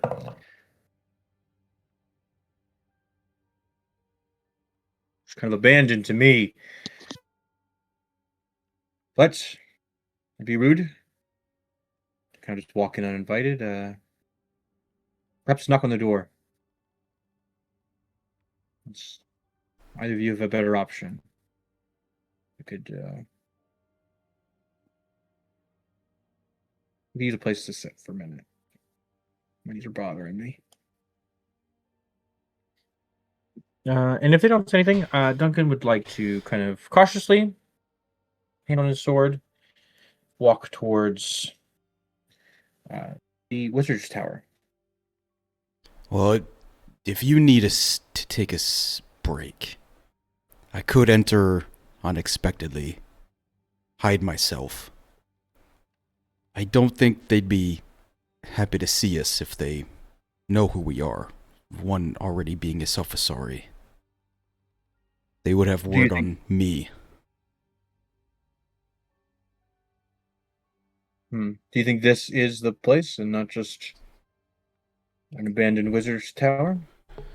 I don't see any other library. Not that this looks like one, but it was on the map. These libraries are bigger. But perhaps you're right. And besides, if the Selfasari's in there, you're an unkempt, beardy old man. You could be anybody. And if it's a grumpy will old remind wizard, you- and That he doesn't have a beard, he just has one big thick mustache. we've been in the woods for a week. Where are you shaving? Everywhere. Duncan is pristine at Godliness is next to godliness. That is a maybe- rule. Maybe I've been slacking because I do believe at the beginning of the game I was making sure that I pointed out every time that he shaved and brushed his You teeth did, and ate I breakfast believe. and 3/4. That kind of behavior is OCD behavior that he has persisted this entire time. He doesn't care if he's just like fighting for survival. He's going to do so with a clean shaven face and a nice big thick mustache. His teeth are going to be nice and brushed. He doesn't slack. Brun's got like a real heavy Oh, absolutely. 5 o'clock shadow going on. He's and like he's just like, botchy. Does Navos Mavis. Does Navos grow facial hair? It's down to your knees by now? No. Oh, yeah. He grows it incredibly quickly. Oh, we need It's an eye actually like patch over his eye, and he'll be unrecognizable. It's the hair that insects have, so it's like real Hmm. scraggly. No. It's like a what is it? What's the fruit or the vegetable Swiss chard that they grow underground and it grows so fast you can hear it? Yes. It's that. Like you Oh. can hear Navos's Ruby hair red. growing. Derek, I think that's your call. I don't like in my mind. I haven't really pictured Navos as having hair. I don't know if he's obviously necessarily Navos has mammalian. Skin is he more? In my head, I pictured more reptilian than mammalian. I think that's where Yeah. my brain also went. But Whatever you'd It's up to you. consider a cyclopean. Maybe just like needles start growing out after a while. Mm. ooh, okay. Oh, he's a pine tree. Yeah, I've got bark. Yeah. All bark, no bite. I do like the idea that Infected. you'd like start like you're molting a little like Oh, yeah, insectoid, you're a little you're like fleeky. you're like a little you're like Shedding. molt from Bug's Life, where you're just like Mhm. as you're walking, just like bits of you just kind of flake I'm a off. beautiful cyclops. I'm a beautiful cyclopean. So Navos is doing whatever Navos is doing. His- Yeah. Your claws have Either gotten a little longer, you know. either way, I'm taking a step back and may hide myself. Maybe walk around the tower, find maybe another entrance, at least another exit, possibly. I'll go to the front door, maybe cause a bit of a distraction. Mm. Knock on it. See if there's anybody here. I don't see any signs of life. Perhaps the door's unlocked. Yeah, I'll Well, take if a there's look a- around, see if there's any like broken piece of stone that I could see inside. Okay. At this point, I think you all should roll me some stealth checks. Initiative. Duncan will not be stealthing because he's going to walk to the front door. If anything, the opposite of stealthing, trying to draw any eyes or one-eyed people to his. How about direction. for you then? A performance. Absolutely. I did get a buff to my. Also, I did find my pen. It was literally under me. I was sitting on it. Mm. We're doing great. What's that happens? Nice. 16 plus 2 for an 18. 18 on performance. Okay. Yeah, quite a showman. The greatest showman, if you would. I was about to say. Patrick Swayze, Hugh Jackman. Who isn't this guy played by? It's just multiple actors playing me. They just He cycle just him in. tags in every They don't scene. say anything. Navos, what'd you get? That's a 1. On yourself? Oh, buddy. And Brun. That is a 9. I have disadvantage on my stealth, and I rolled better Nine. than that. Duncan, you are obvious. You are blatant. You are shiny and clean in this horrible, wretched place. Mhm. You feel as though all eyes should be on you if, in fact, there are eyes. And there are eyes. Navos's and Brun's. He's so They're distracted. not hiding very well as you are making your way downtown, walking so fast. No faces pass, but I'm No homebound. faces pass.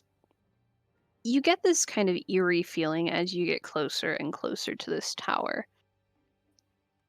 It's not necessarily that you're, well, kind of that feeling of being watched, that you're being perceived, that you're noticed, Mhm.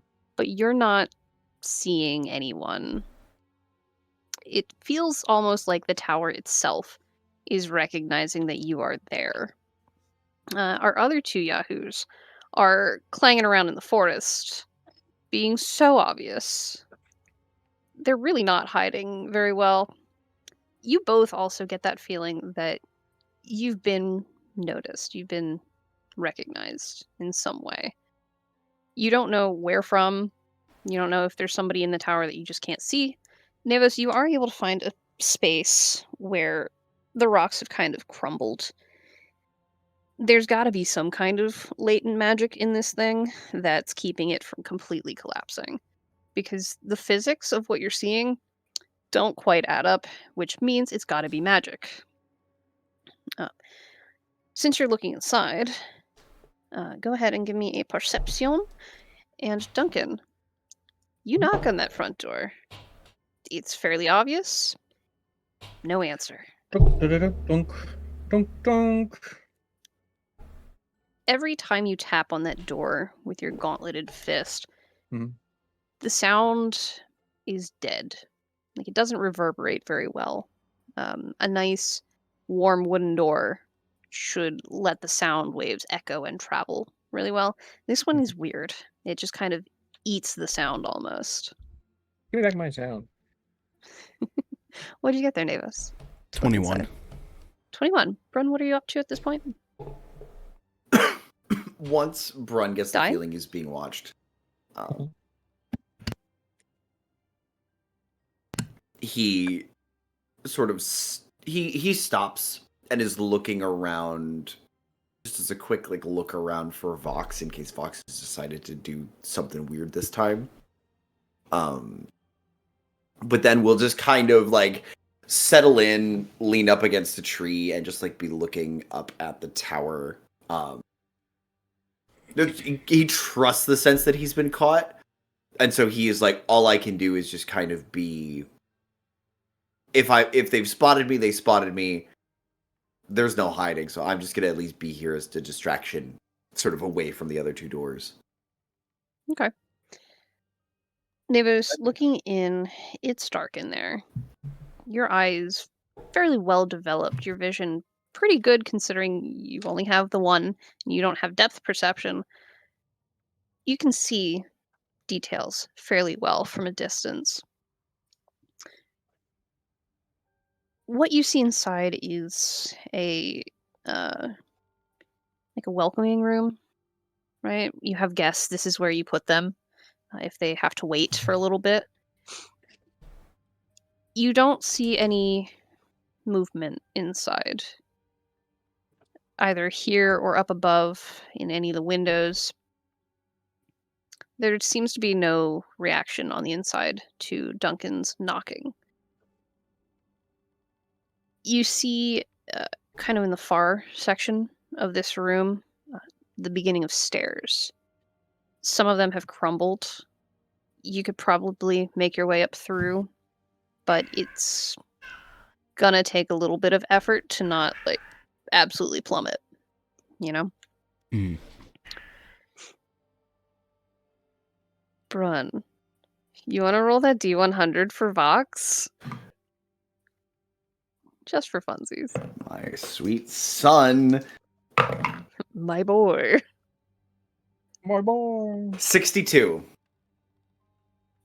Hold, please. Box check. Vox check. You said 62? 62.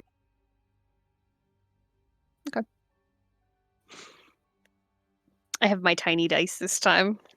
These dice love you guys, so. Perfect. I have one tiny dice. Another one. Duncan, without a response, how are you reacting to that? I You're will still knock getting the that first time. feeling that you are perceived, but no reaction. I will knock a second time. Don't want to be rude. This is my tower. I know wizards are finicky little creatures, and that is the correct term. Creatures. You never break into a wizard's tower if you can help it. So I'm going to knock a second time, hoping for a response. Okay. The nub. The nub. You realize your nub is your sigil. It's been kind of on and off, burning and kind of disappearing as you've been traveling this past week. Mhm. You're not getting a reaction from this area, which is nice. There's still nothing. The sound travels this time. Instead of being swallowed by the door, now it's going too far. You can hear the knock through the stone, like it kind of like a seismic wave almost through the stone around the door. Still nothing. Navos, with this one, you realize a couple of the stones that are like at the edge of this hole, they jitter ever so slightly. Like you see a little bit of movement from the rocks themselves, the stones. But other than that, not a lot going on in there. There's a couple of birds that were like perched up on a balcony that have taken off at this point, but still nothing. Brun, that feeling of being perceived, it's still there. You still can't quite pinpoint where it's coming from. You don't see any signs of Vox, even though you've been kind of keeping your eyes out for them. You did fail your roll for Vox. I rolled a 17. Oof. Yeah.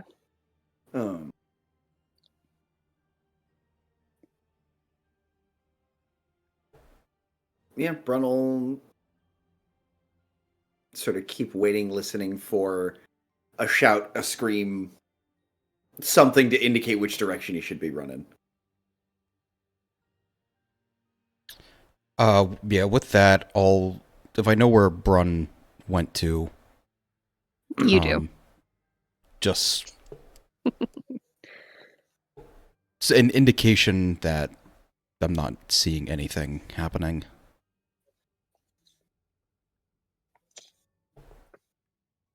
Just for good measure, to ensure I've covered all my bases, Duncan will knock thrice.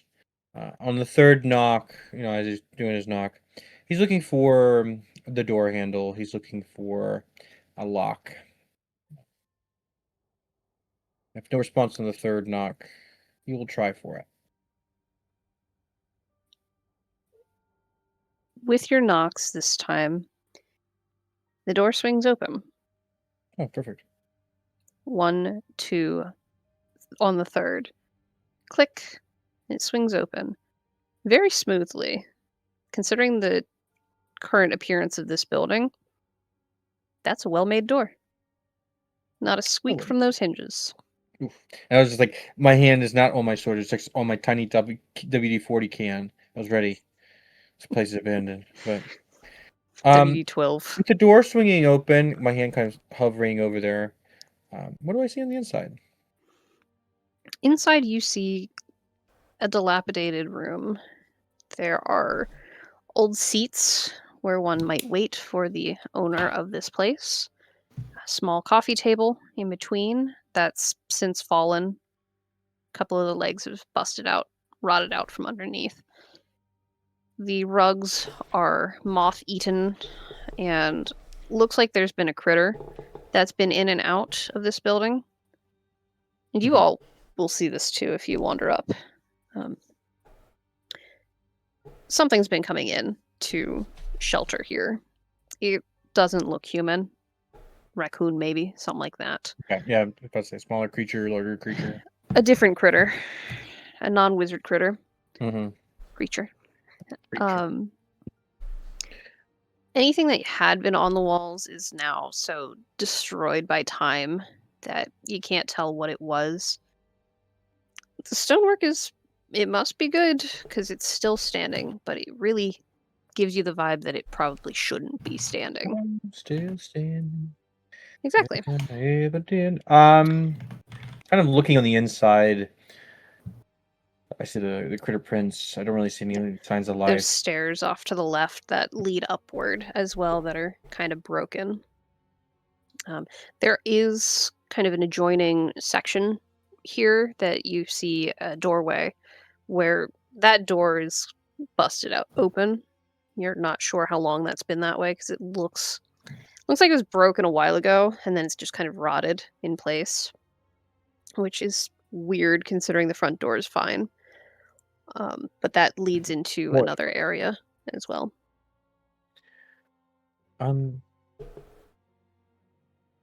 I don't see any signs of trouble. I don't see any signs of life besides the raccoon critter.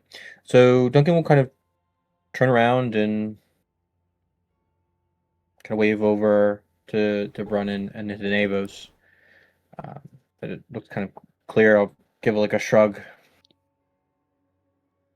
Brunel, like, as he stands up, kind of toss the rock that he had found a little rock and was like contemplating throwing it, as like chucks it on the ground and comes over to join over to the door, stepping in very carefully. Kind of looks around.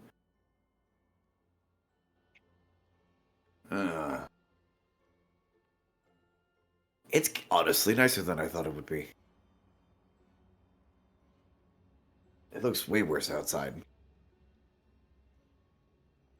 Hello? It looks like... and your voice kind of echoes a little bit through the different spaces. With each echo, the voice kind of warps a little bit, warbles in a different way. If you had been in Thane's head, it'd be kind of similar to the vibes that they had gotten speaking to their god, almost. Where it's these slightly different voices returning what you'd said. The door opened for us.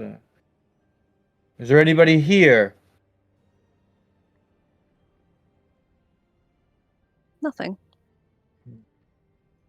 Here.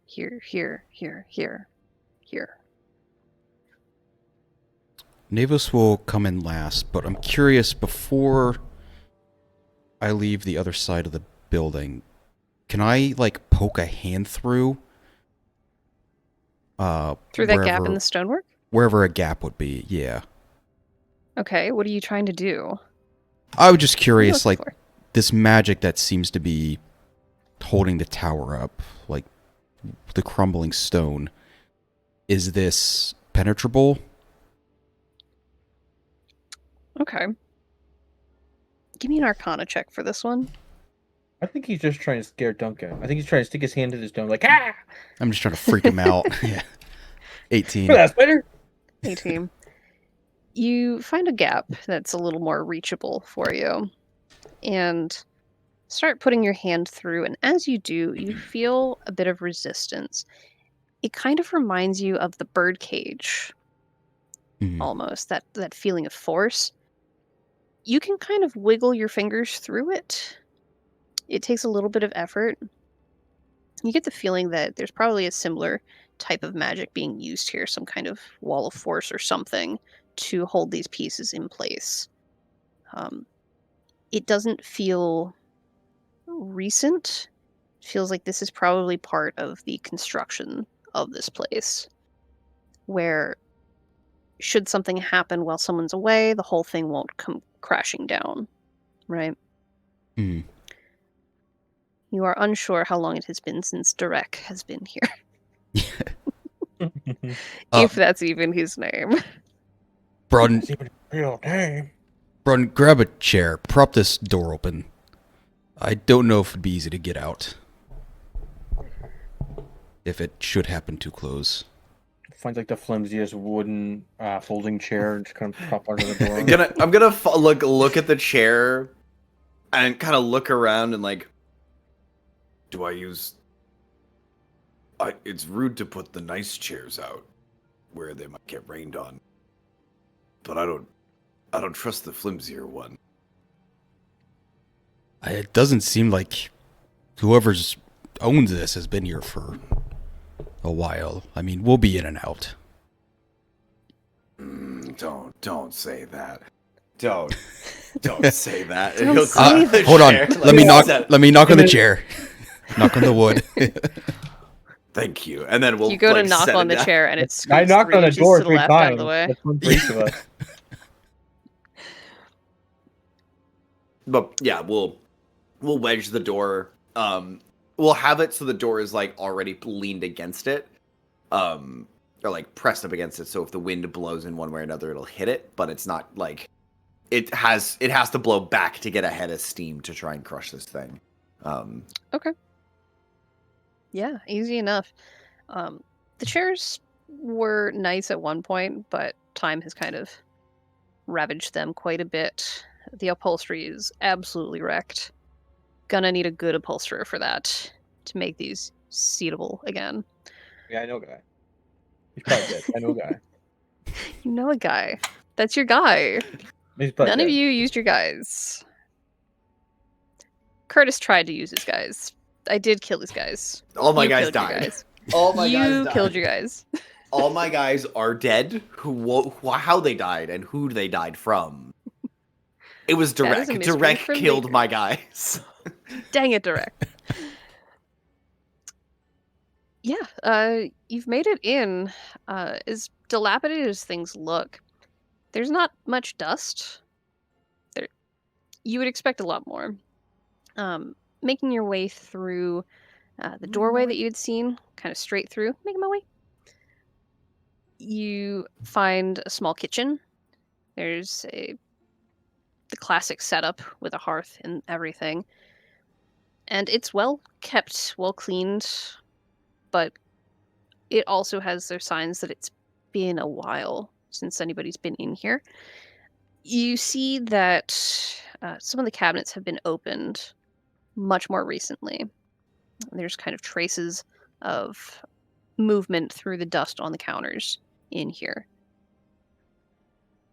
Why you hadn't seen that from the front door, you're not sure. But in this space, it does seem somebody's been here kind of looking through things.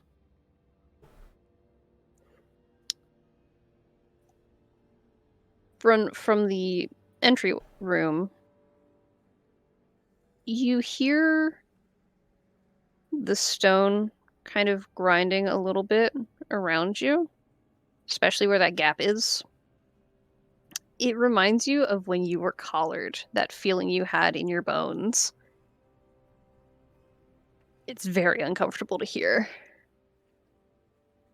Like The that feeling- sound. Hmm? It's sort of like quietly in. So we're sitting there. I don't like that sound. The feeling you all have of being perceived, of being here,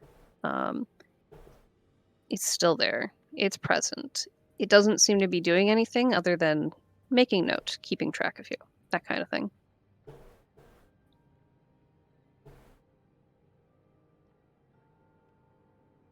So there's a main room, there's a kitchen. Is there any other rooms on this floor of the tower before going upstairs? There's an exit out of the kitchen, goes out to like an outhouse type looking shack Mhm. that is very broken, very much more broken than where you're at currently. There's kind of a coat room off to the side in the main area as well.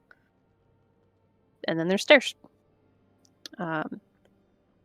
You don't find any signs of a basement, Are there any if that's what you're coats looking for. hanging in the coat rack? Or in the coat room, I should say?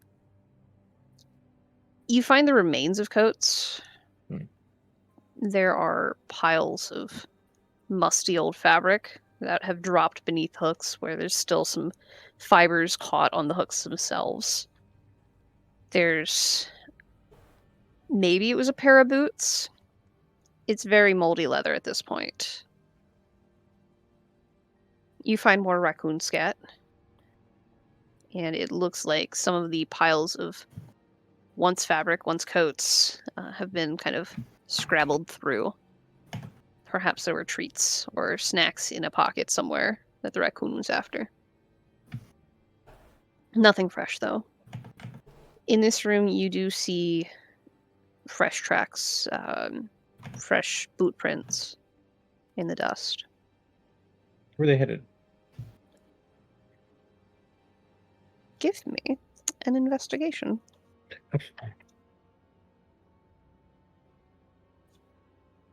It is a 13. He's 13. All right. The boots came into this room. They poked around a little bit. It seems they spent some time or stopped by the old coats. Maybe they contributed to some of the rummaging. You realize that there are some handprints on some of the walls. maybe somebody checking for false walls or something like that. Like they also aren't sure of where they're going in here. Mhm. And then they leave the room. Headed towards another Back room. towards the main entryway. Hmm. From there, you find somebody's foot went through one of the stairs, and that looks much more recent. But that's what you got from that particular roll. Okay, that works. Can Brun go back to the kitchen and start looking through, like, the cabinets look like they'd been kind of gone through, looking for any sign of, like,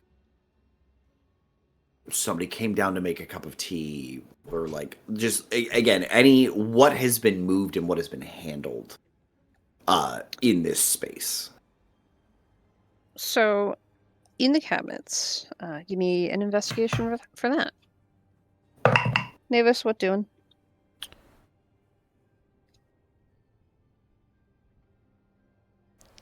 Just looking around at this point. I want to wait till the others are ready to head upstairs. I'm kind of at the base of the staircase myself, following these tracks. So Yeah, that is a 16 flat on my roll. Okay. The cabinets look like somebody was just looking, kind of like you're doing. Like, has somebody been here recently? Like, there's no real rhyme or reason. Like, just about every single cabinet having gone through, you see stuff was kind of scooted around. Like, there's an old mug that got shifted. Like, somebody picked it up, looked at it, and put it back, but in the wrong place. So the ring doesn't match up on the shelf of the cabinet, if that makes sense. There really aren't signs in the hearth of any fires or anything like that. The kettle is well rusted, basically falling apart. Yeah. Not much there. There is a water pump inside the kitchen, which is really nice. That's very convenient to not have to go outside. We love some indoor plumbing. But it looks like if you tried to operate it, it would probably snap immediately, especially with your strength. So there's a water pump inside and an outhouse outside. I don't know how good of a wizard this guy is. he's a creature. I told you that before we walked in. He's a creature. The great Direk is an odd one, but I do not understand their ways. Listen, he gets there undercover one agent. way or another. But yeah, Is not there- finding anything in the kitchen, I will join the gang. Is there like an Airbnb like logbook or anything? Looking at the coffee table, where you would expect a visitor guest book, Does someone leave their Netflix logged in? Yeah. surprisingly, no. You don't see All anything Posa has like been that. watching Gilmore Girls. Is he watching? Yeah, what have they been watching recently? What we do in Alphonse the has shadows. gotta be. How to take over the world in 90 days. It's look up. Don't look up. There Don't look are up.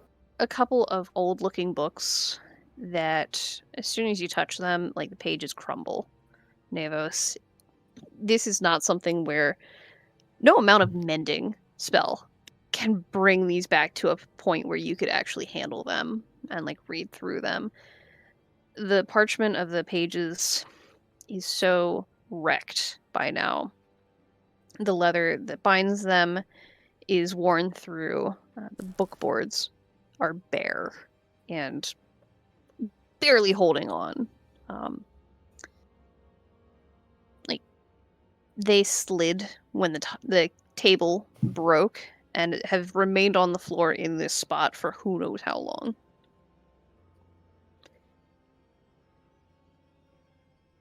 Duncan, looking up the stairs, you realize there's a dripping sound. Just a very faint, like, plink, plink, plink. Maybe there's moisture coming from the roof or something like that. It has been very rainy. But That's about all you're getting from where you're at right now. With our gang back together, I'm going to kind of size everybody up. I'm looking for who would be the lightest weight of the three of us. Would it be me? Or I would it think be it's Neva? probably you, even with Hmm. all your armor, if I had to guess. Yeah. The other I two weigh can correct me if I'm wrong. about 230 with everything. Okay. Kind of sizing myself up and realizing I'm probably the lightest. It's that missing I- arm. Yeah, it's all my weight was in my left hand. Oh my- It was swollen. That's why they chopped it off. I'm gonna go up Too first. powerful. I don't know how much these stairs will hold all of our weight or any of it. Yeah. Wish me luck. And I would like to walk up the stairs. And Carefully. walk up the stairs, you do, with a dexterity check. I just threw that dice away. You didn't need it anyway. Get out of On here. your dice. 14 plus 0 for 14. It's a little sketchy. Yeah, I'm all sketched out. You dodge that spot where somebody else's foot clearly went through, kind of hop a different step, and realize, oh, as it creaks and barely holds. Like you can feel, had you put a little more pressure on that one, you would have gone through. You have just barely made it through. You are at the top of the stairs with your companions down below. If you two would like to make your dex checks as well, while I talk about what you're finding at the top of the stairs. I would like to point out that creaky stair, though. Like maybe avoid this one. All right. It's a flat Oh. roll still. That's a 21. Okay. Brun's waiting downstairs. Brun ain't Brun's fucking with that. Brun ain't Yeah. fucking with that. He's still not sure about the There's stones nothing up there that I creaking. want. Yeah, if it's up there, it ain't for me. Natural selection. Brun, as the other two are headed upstairs, you hear the chair that you had placed clattering a little bit. It is no longer in the door. In fact, you saw it clitter clatter out of the way of the door. Well, taka taka taka. As it is making its way back toward where it belongs. The other two. Oh, go ahead. You look like you Brun- wanted to say something. Brun's gonna shout up the stairs. Don't break any furniture. It moves. Be polite to the furniture, please.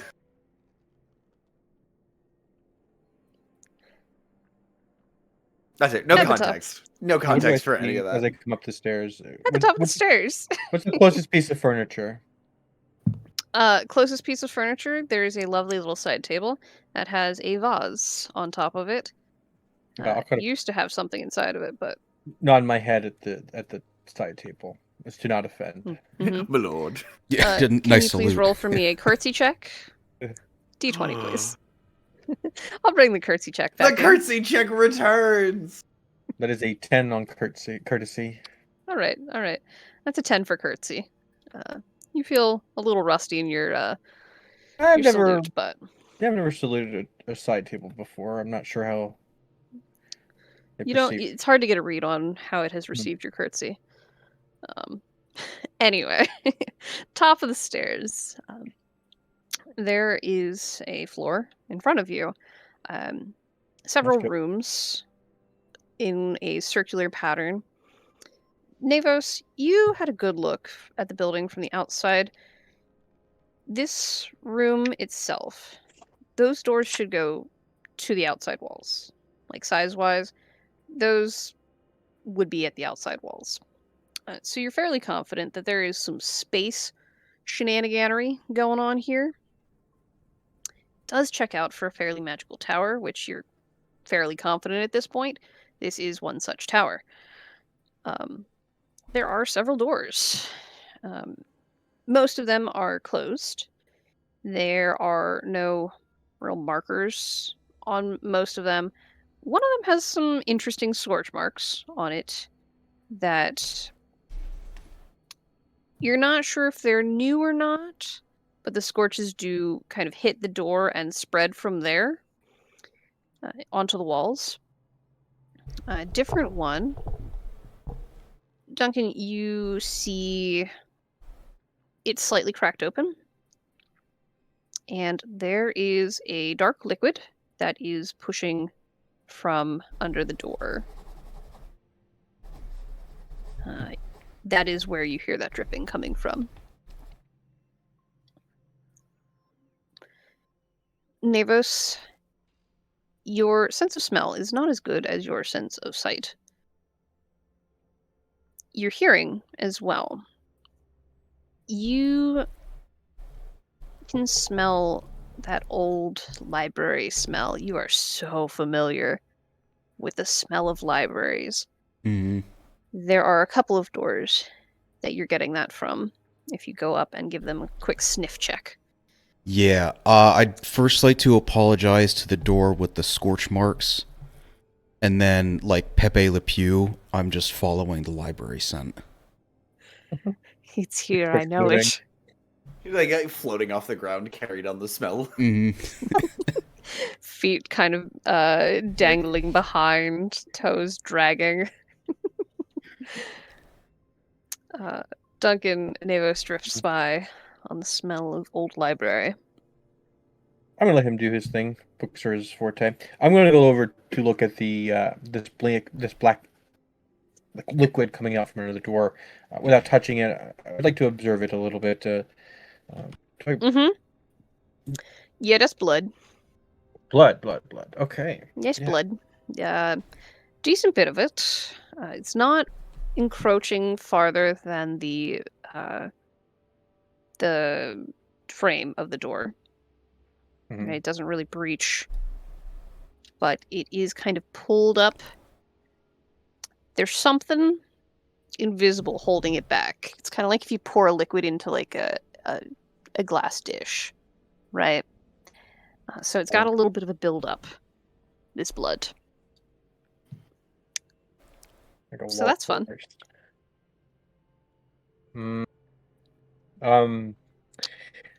I think at this point I could justify probable cause, and I'm going to pull my sword out. I've now seen signs of some disturbance. Here I'm on edge now, and this liquid is coming out from under a door. Is the door unlocked? I'm just gonna kind of test. The door is slightly open. Oh, okay. That's why you can see kind of this buildup of blood Mm. at the threshold. That's the word I was going for earlier. Yeah. Nailed it. Run down at the bottom of the stairs. The furniture has rearranged itself back into place. I'm gonna run like walks back into like the area. Has the mug put itself where it needs? It has. Brent's gonna like quickly like look around for anything else that like could use a little nudging. But it's also just like standing. If everything is where it's supposed to be, Brent is just going to stand in like the middle of the room, not touching anything. And like sort of looks around, looks at all the chairs and everything, looks down, sees a rug, and is like, "Oh shit!" and like takes a step back onto the wood, and is like just trying not to step on anything that might take offense. Yeah, you hear the front door close, click shut as you walk your way into the kitchen. The draft has stopped from that. The mug has returned to where it had been, based on the ring in the dust. And the dust has also gone back into place around the mug. So that's weird. There were some like bowls and things, plates and such. Some kind of provisions maybe that they seem to have righted themselves as well. Very, very cautiously stepping and like tapping with a foot, waiting for the floor to groan, and then stepping through, like finishing the step. A lot of like polite You're doing the Excuse me. very high knee step. Just like,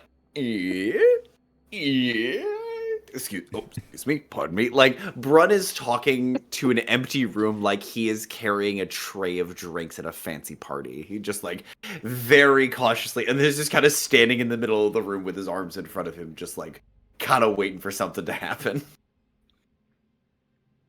By this point, Brun, the stair that Navis had pointed out that had somebody's foot through it, and the one that Duncan almost put his foot through, the damage has corrected itself.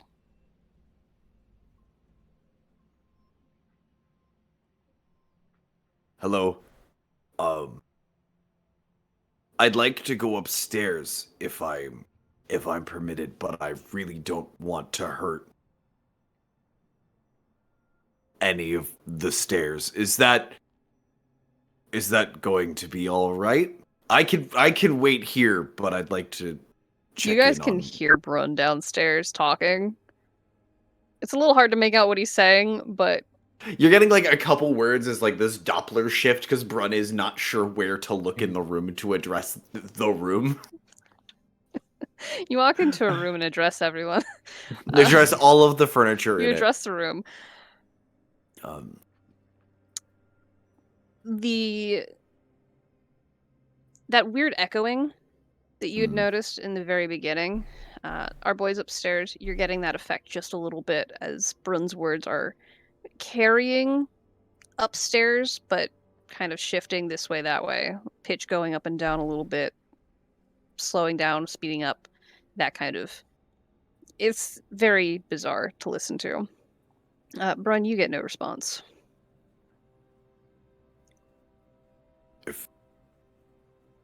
Right. I feel like you could tell me no if it was a problem. If it is a problem, please tell me. And Brun will, like, again, with that very careful sort of high step, placing his foot, like, he sees where the nails are and being like, cool, that's where the support beam is, and just stepping very carefully only on the support joist.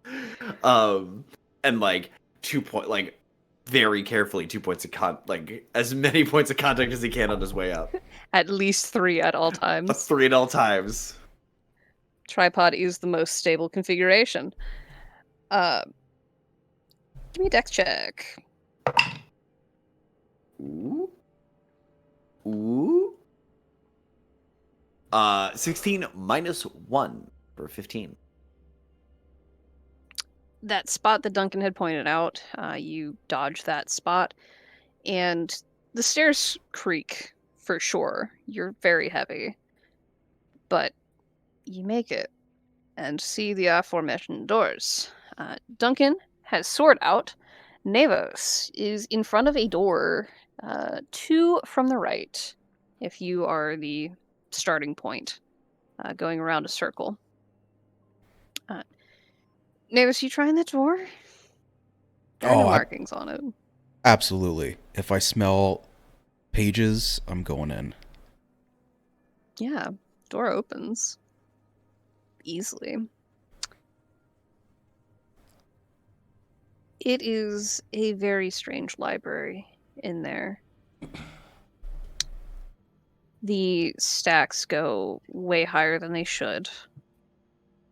Why anyone would make shelves that high if they didn't have magic would be absurd, right?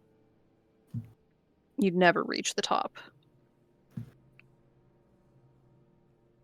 As dilapidated as portions of this building have been, this area is very well maintained in comparison. It's still old. It's still beaten. It's run down. You can see a gap in this wall at the far end, which again goes farther than it should. Like you can see the day outside. And there are so many books. Roll me a memory check. Do you want anything added on, or just a d20? I think we were using your wisdom. I would also allow your charisma. Okay. 18. 14 plus 4. Which modifier did you add? That's charisma. pressure behind your eye intensifies. Mm, There's that hunger that you've come to recognize. yeah. For knowledge. Hunger for knowledge. You know what I like more than my Lamborghini? No. My bookshelf. I put a I bookshelf need a in my new book every Lamborghini. day. I put a Lamborghini in my bookshelf. So I'm kind of thrown off hearing that the items are conscious in a way. So I'd like to, if there's any catalog, I'd like to read through it. What is available? But I'm not picking a book. I'm kind of just like putting a hand out, if one falls into it. Okay. Hopefully they fall Duncan, my that hand. door. Yes. You push it open. There's a little bit of resistance from the fluid at its base. Inside is dark, but that dripping sound is echoing. It's almost like you're at the bottom of a very deep well. Mhm. The room, from what you can tell, is not large. It reminds you of a prison cell. As I'm popping through this door, Your feet splash. I'm going to use a charge of my divine senses. I'm just to cover my bases. Do I pick up anything celestial, undead, fiendish? You do. Yeah. There is a sense of fiend in your radius. I don't believe it tells you where it is or how many. Within 60 feet, you know the type, but not its identity, so I don't know exactly what it is. So I couldn't tell if it was like a vampire or nothing. Yeah, that's it. Yep. It's kind You of do get a suggests- ping. There's the essence of fiend Hmm. within your senses. Stepping in, your feet splashing in this blood that has been building up.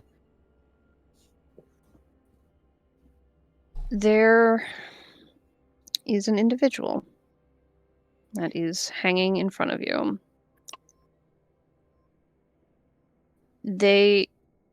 There's nothing attached to them. There's no reason that they should be hanging. But as you kind of walk toward and around them,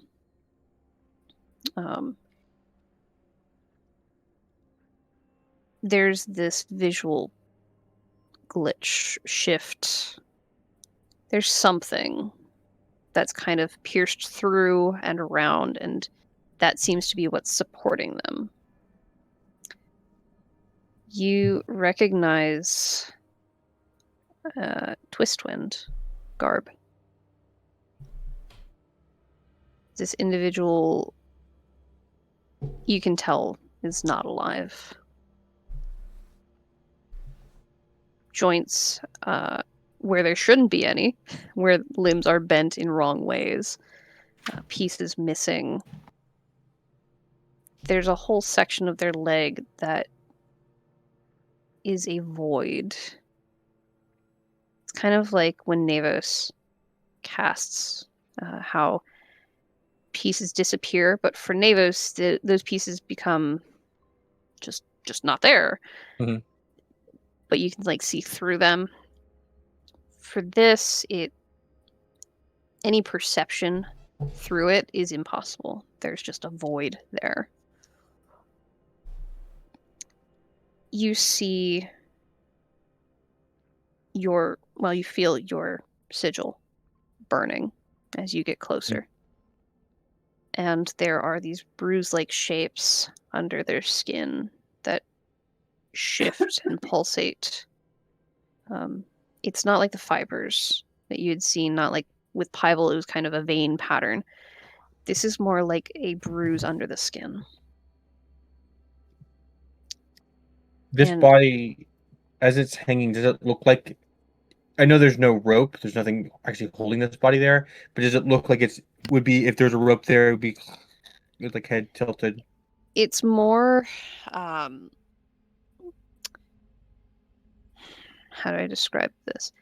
If you've ever seen a sculpture that has kind of floating elements, right? To make that effect, you have some kind of artistic support, I'll say, where maybe it's like the scarf of the character is what supports the whole thing, and it looks like the character's floating, right? But the scarf touches the ground. Do you know what I'm talking about? Yeah, yeah. And the scarf is like reinforced concrete or something. Yeah. Right. It's something, it's kind of like that, but this force that you can't really look directly at. Like there's, it comes from the ground and kind of swoops up through the body and around it in places and keeps it suspended there. And looking closer, you realize that blood is running down that invisible support. Yeah, it's a twist wind. I kind of looking at this. I obviously sense there's a fiend or something at work here. I'm going to ignite my blade. Let the righteous flames take over it. And I'm going to take a crack at this invisible support now that I can see it kind of with the blood hanging on it. Hoping that my blade makes a clean cut through. Okay. Bern, what are you up to at this time? You've seen Navos go into a nice library and Duncan into a torture chamber full of blood. Navos, in this library, you really don't hear sounds from the other room. You don't hear the sounds outside of your door. You are surrounded by this calm library currently. And It's in a like way, let's make it a deal game. even if I heard it, I probably wouldn't even leave at this point. Okay. I think seeing Navos go in a room full of books, seeing Duncan walk into a room full of blood, regardless of how Duncan has made Brun feel in the last week, Brun's like, I gotta go get Navos, and like goes. He's like, that's Duncan's bag. Going in to rescue somebody in a life or death situation, that's Duncan's bag. Navos is fucked in that room full of books. I gotta go get him. He's not safe at all. It's like one of From those two. himself. Like you couldn't have made a better trap for Navos if you tried. Mm. But sort of as we're kind of going by, Brun is kind of excuse me. Do I hear anything from any of the other rooms as I'm going by? Like sound of movement, sound of voices. Give me a perception. So you could have showcase 1, showcase 2, or you could try for a third showcase. You always pick the third showcase is the thing. That's how it works.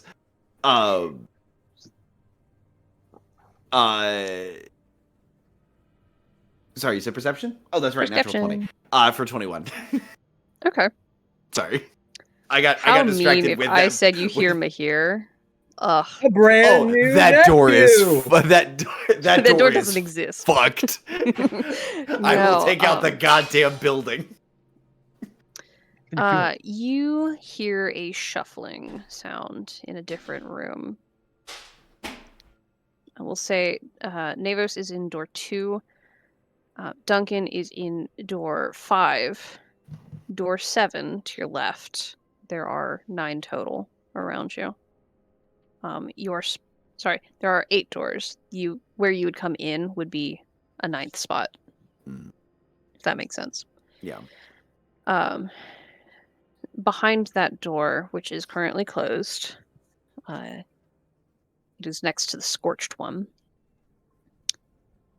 You hear something shifting around. Very slow, methodical.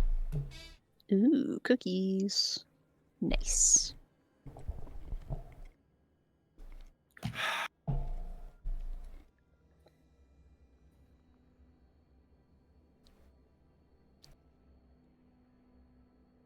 seeing Navos like start to just like ooh, like the Scholastic goddamn book fair.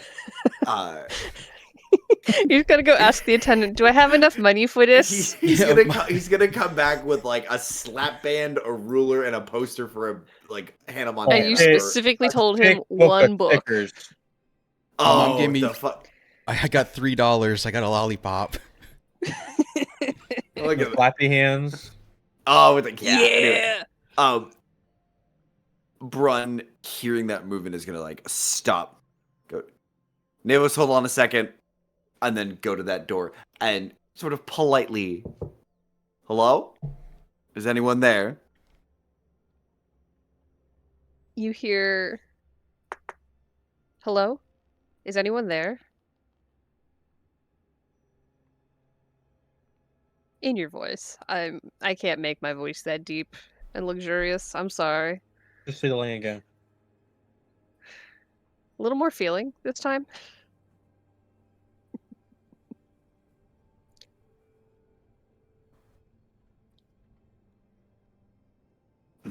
Hold on, I need to. You think about that. It is a split second decision that I'm overthinking. Brun like pulls his hand away from the door, and goes, "No, fuck that," and then goes. He's like, "Nah, I ain't fucking with that." And he's like, "I'll be back for you," and then like sort of moves a little more. It's still like, pardon me, like into the room after Navos. Yeah, Navos, the catalog, we'll call it, the index of tomes. You start looking through it. Is there anything in particular in there that you're looking for while you've got your hand out expectantly? You're looking for what to expect when you're expectantly. You get a pregnancy book. A book on what to expect when you're expecting a book to fall into your hands. It's very thematic. Yeah, how do cyclopean pregnancies work when it's just me? It's asexual budding. Genuinely You is just how take that your eye works. out, and it just grows into a new Cyclops. No, like genuinely, that is part of cyclopean lore. Is that they reproduce asexually. Asexual budding. They create a second cyclopean, and typically treat them as research assistants until they are large enough to move away on their own and continue their own research. Interesting. Genuine lore from Helianas. That's further in the campaign then, and Navos is gonna Now have no there are idea two what's of them? happening. Well, There are oh always no, two of them. Anyway. the wizard Durek is budding. this. So, yes, Navos, is there anything in particular you're looking for in this catalog? Well, at first, I came here to find what this work order was, what these scientists were trying to figure out, whatever this is, but now at this point is more curious about the foundation of this tower itself, whoever founded it, what they researched, so along those lines, Sure. more arcane based. Okay. You are looking through this list, and as that thought kind of passes through your mind, the list on the page before you shifts. A book to note all of the information held within this library would be massive. It would be taller than you with pages. That's the vibe you're getting from this Mhm. space. So, of course, it needs a magical compendium to contain all of that. There's a page that comes to hand. This list shifts, and the name Vikal, Vekall, lands beneath your claw. It tells you that you would have to go a couple shelves over and several stacks down through to find this book. And the book is simply Notes by Vikal. And I will do that. You start walking that way as Duncan rolls to hit with your flaming righteous fury sword Yes, that'd be of ultimate coolness. 13 to hit. 13 to hit. Your blade strikes where you think it needs to, and it clatters, kind of sending a shockwave up your arm. It stopped a few inches to the right of where you thought it would, so you were aiming through this thing, and were stopped early, so it's kind of surprising. Your perception is thrown off, right? Yeah. And nothing seems to happen as your blade kind of clatters to a stop. There's no shake of this twist wind. The blood is continuing to drip down and pool. There's way more blood in here than there should be in any one body. Mhm. You do realize, as you're kind of looking up at the twist wind, there is another body similarly suspended up further in this room. These circular walls continuing up for who knows how long.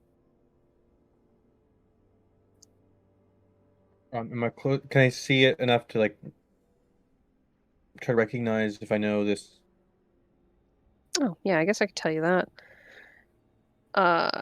The colors that you see on this one indicate Canobic.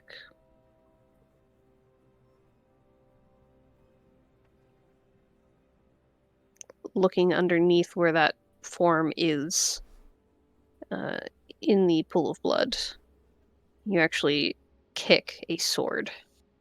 It feels like a sword under there. Covered in blood. Well, yeah, it's below the surface of the pool of blood. Yep. Can I like inch my foot underneath it and pick it up with my foot? The thing that you do when you don't want to bend down to pick something up and you scoop with your toe. Yep. Yeah. That thing. Yeah, I'll give you that one.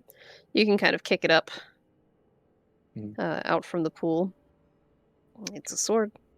It is a sword. Is there any recognizable iconography on it? I know the Canobics are the fighter district family.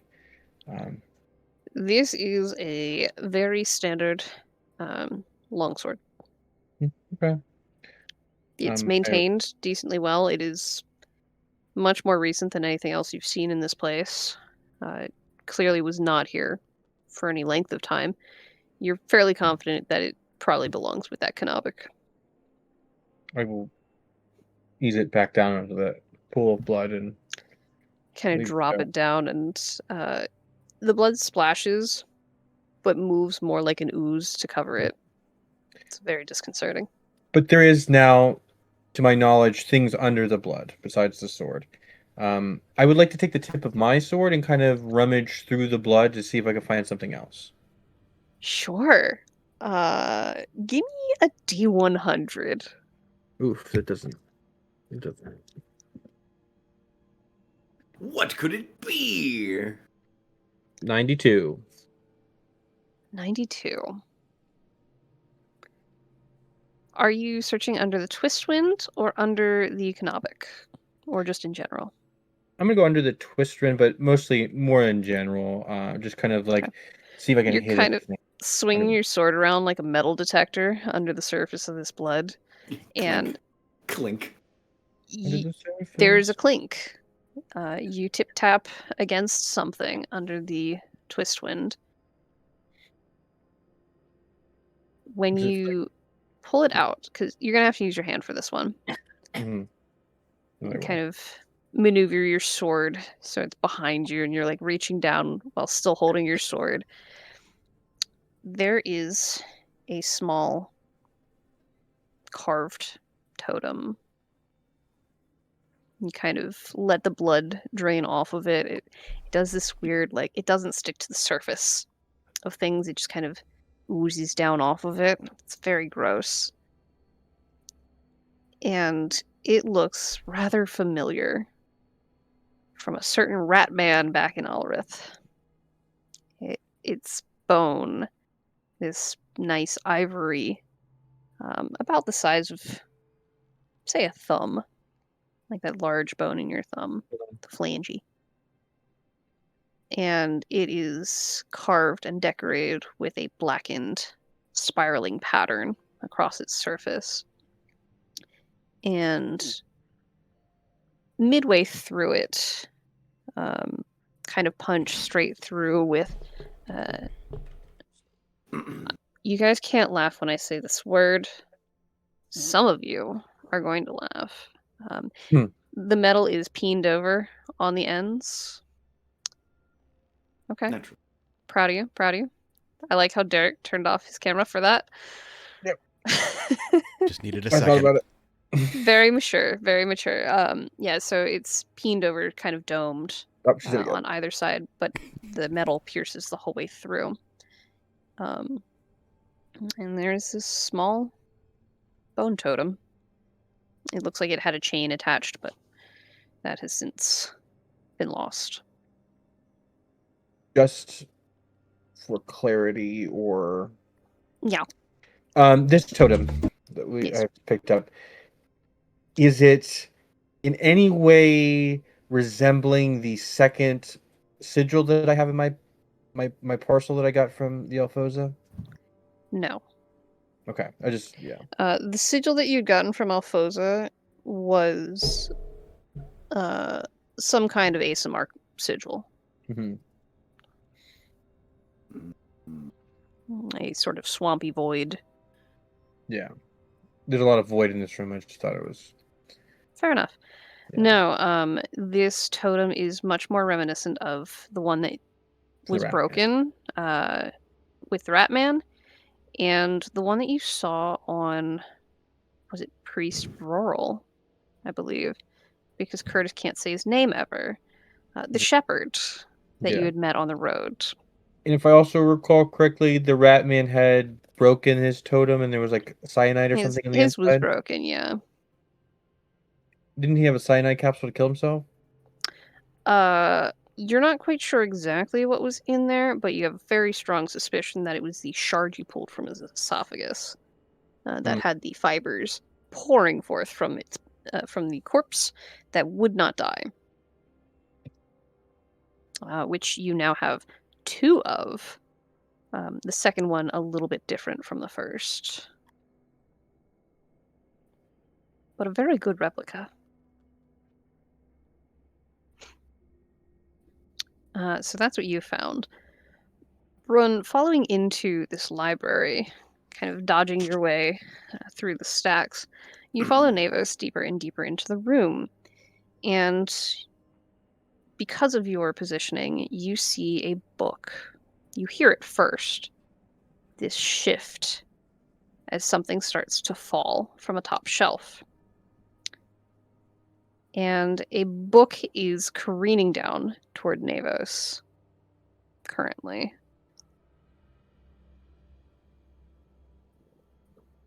Can I get to Navos in time? Sure. Um, You can roll to Can- catch that if you want. can I bait and switch instead and just like pull like just again it's the shtick. Can I just bait and switch Absolutely, and you catch the can. book? See Navos as you're like kind of holding this book, and you just again big hand just like comes across like under the jaw and like kind of picks you up and spins you around.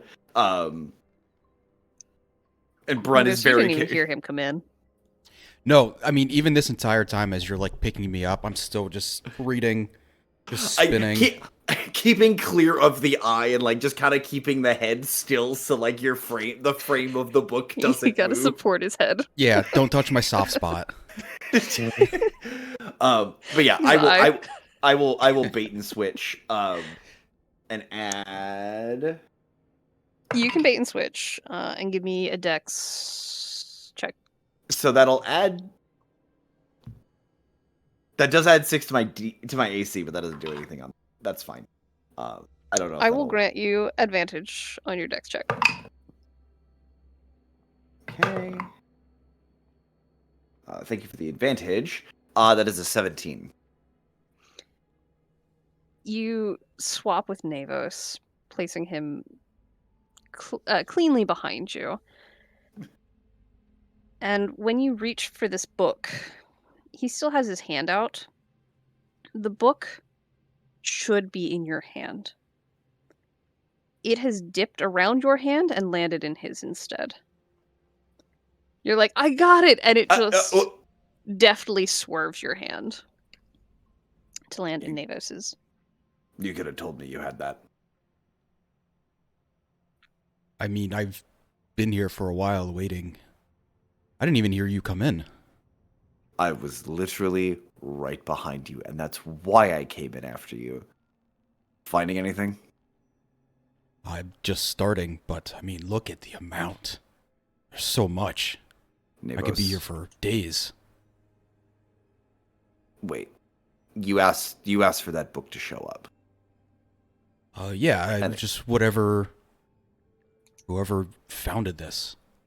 I want to learn from them.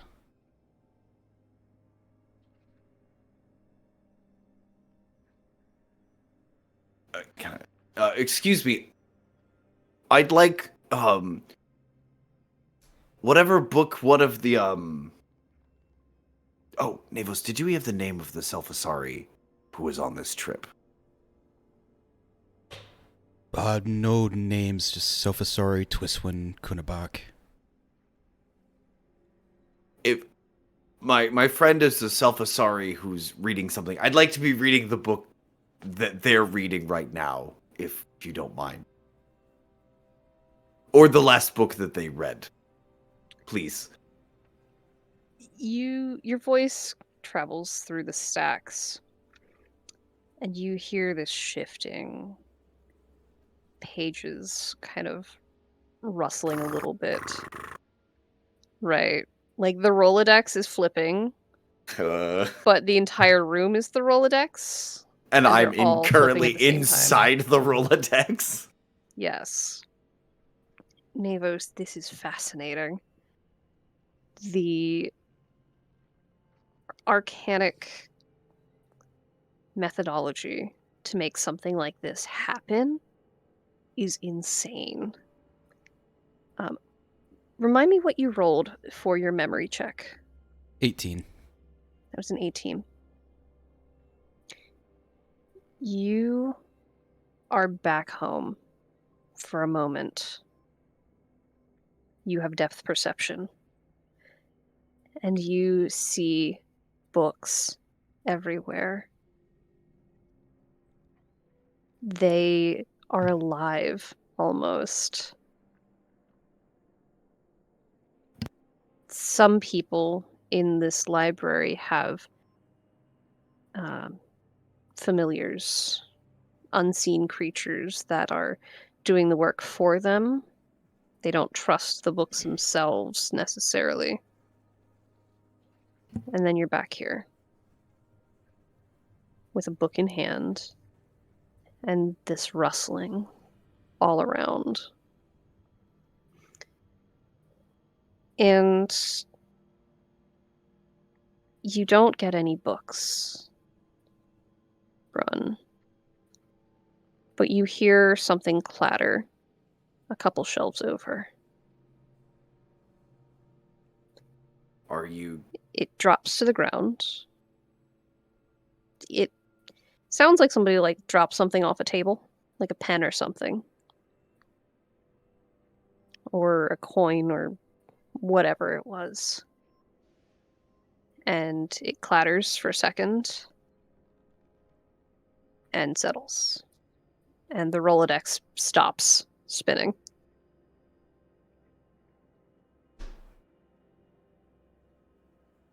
Navos, don't... Stay right here. If I'm not back in 3 days, go find Doc.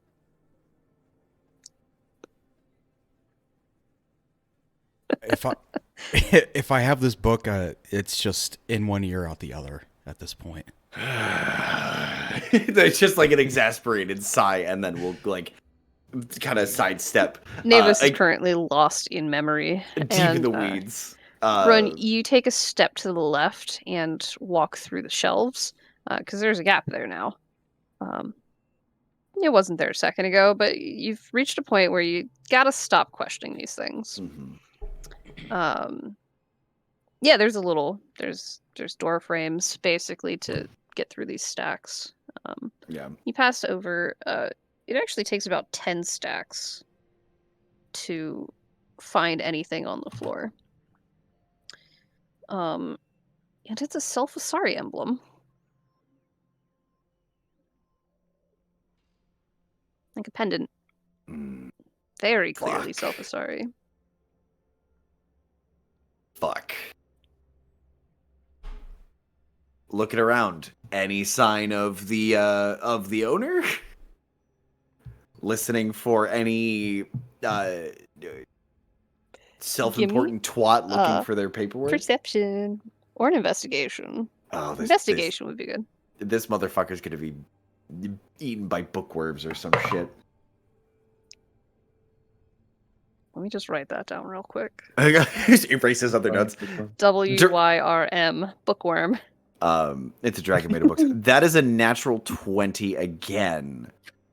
So that is a 20 on the investigation or 21 perception. But I think you asked for investigation. Yes, investigation. Before I start telling you, when do we want to take a break, my friends? 9:30? 9:30 works. Ish? Okay, I'll I- keep that in mind. I could also take a break on that particular cliffhanger on P and come back. Okay. Let's take a few minute break.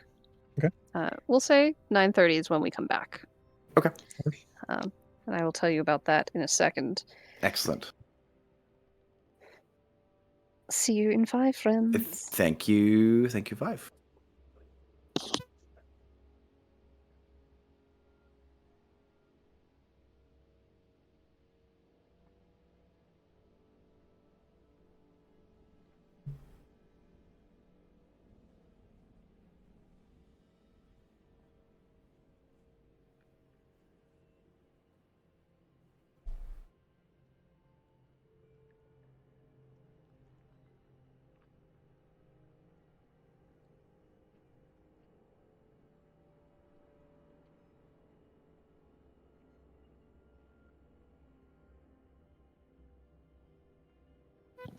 Hey, Derek.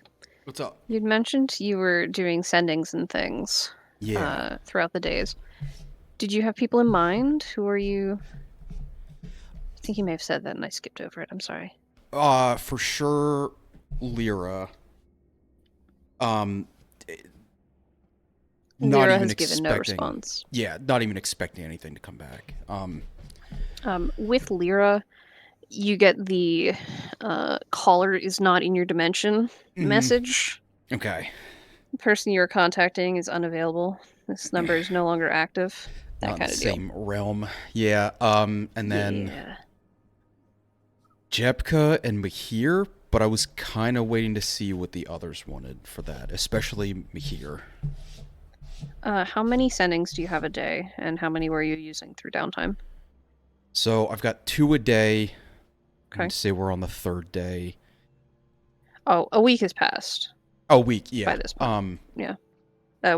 We're a few days past the week, so I'll say we're about 10 days from I'd say- the fall of Kalu.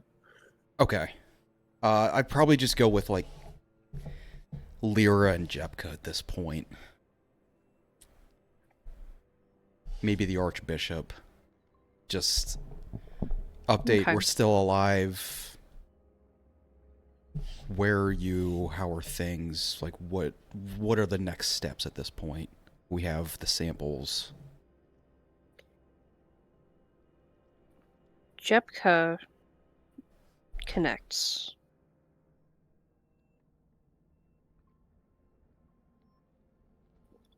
What you get back is... You've never used sending before, have you? I don't think you have. No, this would be, yeah, I just got it on this level. Okay. Which, again, maybe I don't have full.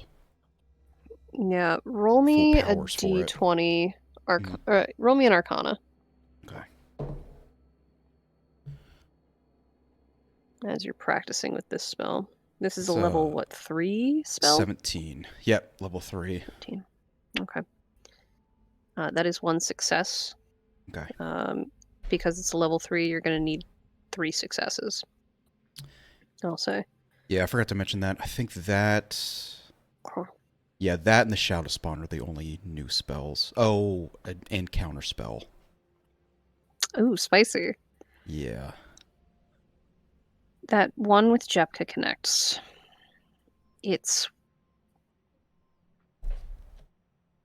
You're reaching through static, trying to get your words through. You don't know how much of your message has made it through. You feel fairly confident that you've done it right.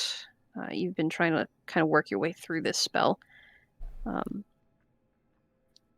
It was mentioned in Gemmet's notes, this one, and you kind of reconstructed it from there to try and learn this spell. But the response is garbled. It's like through water, garbled, plus static.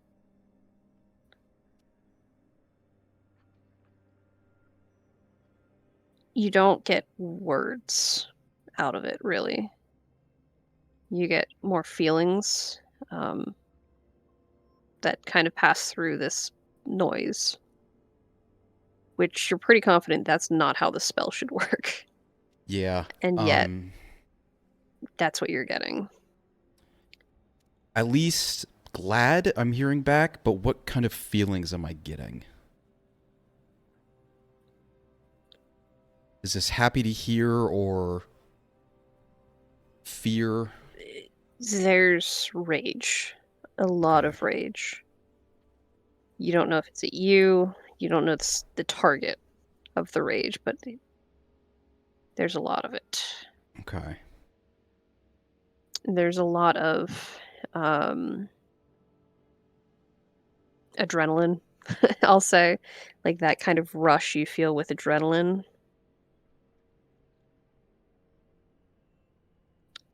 There is some sorrow. Loss. That's also in there. Okay. But the rage is the first thing that hits you. And then the connection severs.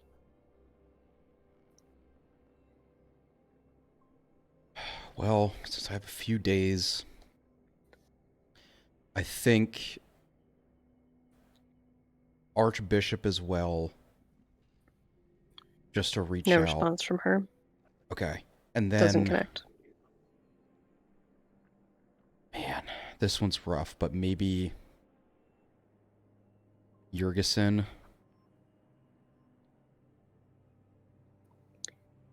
Jurgensen, you connect. What are you telling her?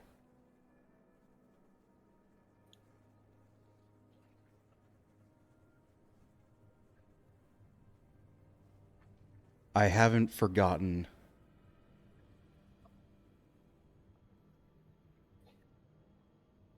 if I can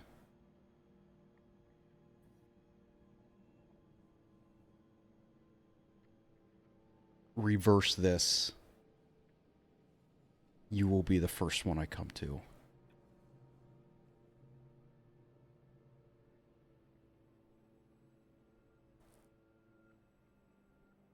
And apologies. And cut.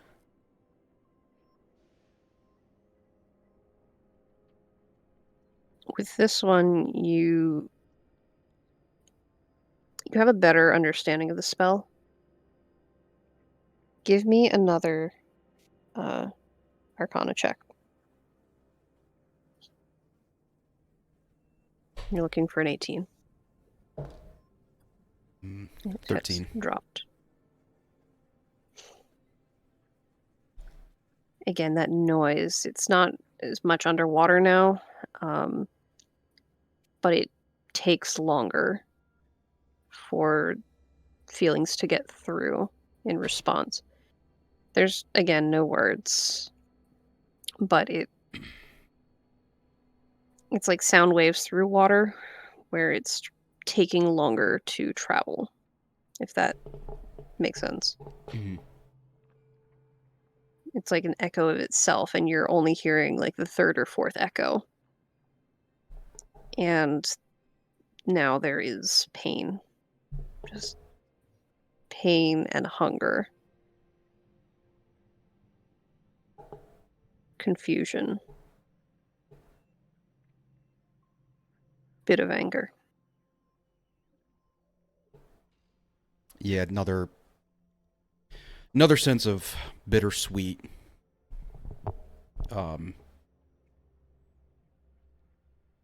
Sad Are at you the reaching out feelings, for me but here?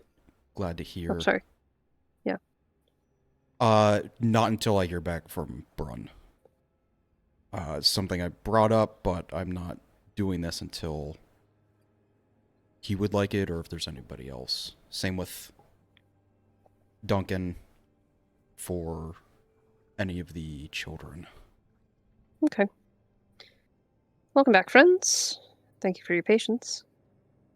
Mhm. Brun. Natural 20. What terrible things do I'm about to see?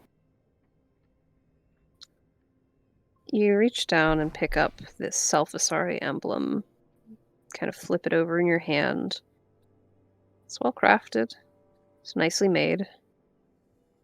Whoever was carrying it, this is a nice piece. This is somebody who was trusted by the family. Especially on a mission like this, where it's research directly under Gemmet, Mhm. or directly assisting Gemmet. And you hear that rustling up above. It's not very high. And there's a book that is kind of jittering on the shelf. You can reach it. May I have this, please? And you kind of Can I- gently grab the spine and Mhm. remove it from the shelf. And I will pull it. I will take a look inside and start starting at the back and looking for the most recent text. Starting at the back of the book. If it's a Hold, journal, please. just sort of looking through. Oh boy. Dun, dun, dun, dun. Okay. You see the text kind of scrambles in front of your eyes and readjusts itself into common. Very, very considerate of this book. What a very nice book. What a very nice book. All it says is, and then they were no more. This is not a very thick book, by the way. Not a particularly promising ending. But it's kind of just like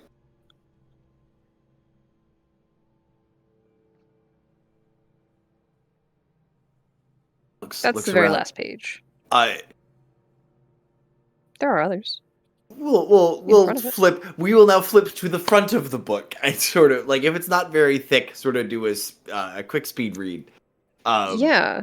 Brun is currently like looking around for something to put in that slot so he could put the book back. Like when in elementary school when they would give you a ruler so like you knew where to put the book back when you were done. Brun's looking for something like that, so he puts the book back where it goes. The library does not eat him. You can put a coin or something, just kind Yeah. of settle it there, whatever is in your pocket. The nearest reading tables are a little far away. If you can go to them if you want to, but you might lose the spot. No, we'll stand. And the first page, the common presents itself, and it says, "I was born in Atharni. My name is Glenno.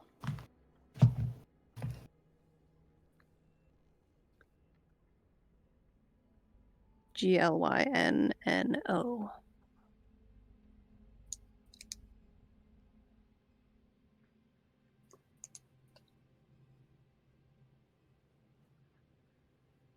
And as you start flipping through the pages further and further, you realize there's a little dripping occurring from the spine of the book onto your foot.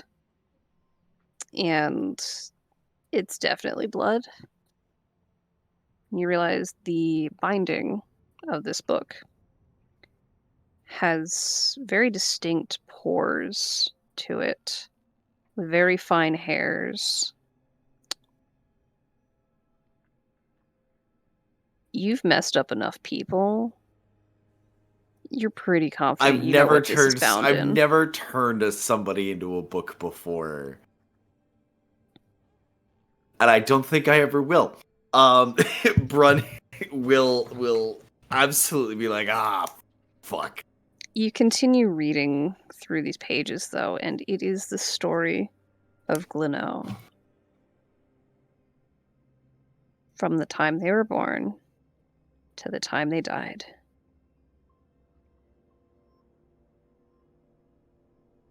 You continue flipping, and there's this clinking, a very gentle tap of something else falling from the pages as you flip through.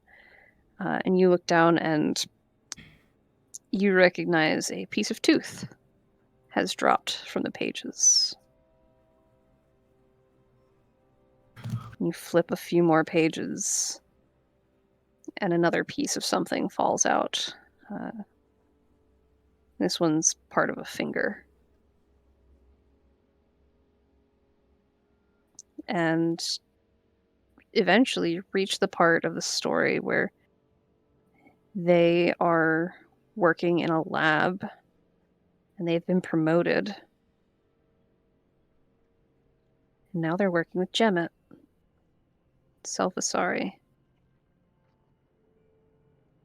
You flip a little bit further, and there's no real details of the research, none that would mean much of anything to you anyway. There's some hair that has fallen from the book this time as you flipped through. And the more you read, the more you flip, the more pieces have fallen and gathered at your feet. And eventually, you make it to the end again.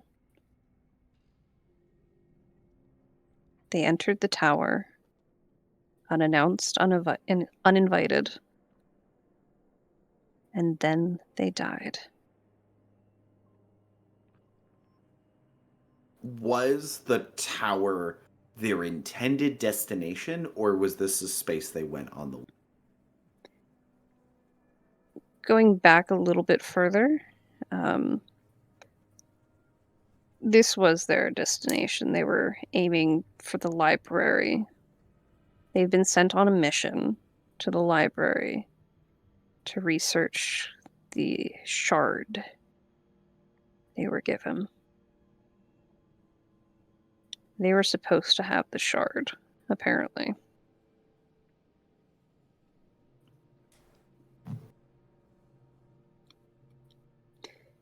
Duncan!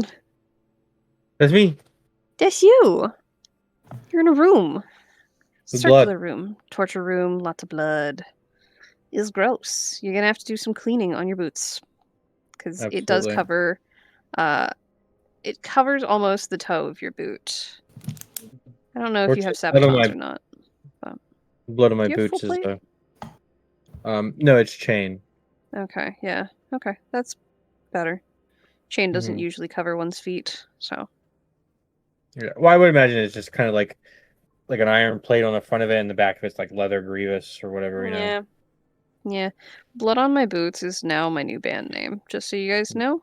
Merch Blood on My coming Boots soon. is like a really It'd honestly good... be our group name. Blood on Our Boots. Yeah, blood on boot, bloody boots. Oh, it's a bloody boot. Where the bloody boots, mate? Me lord! Me lord.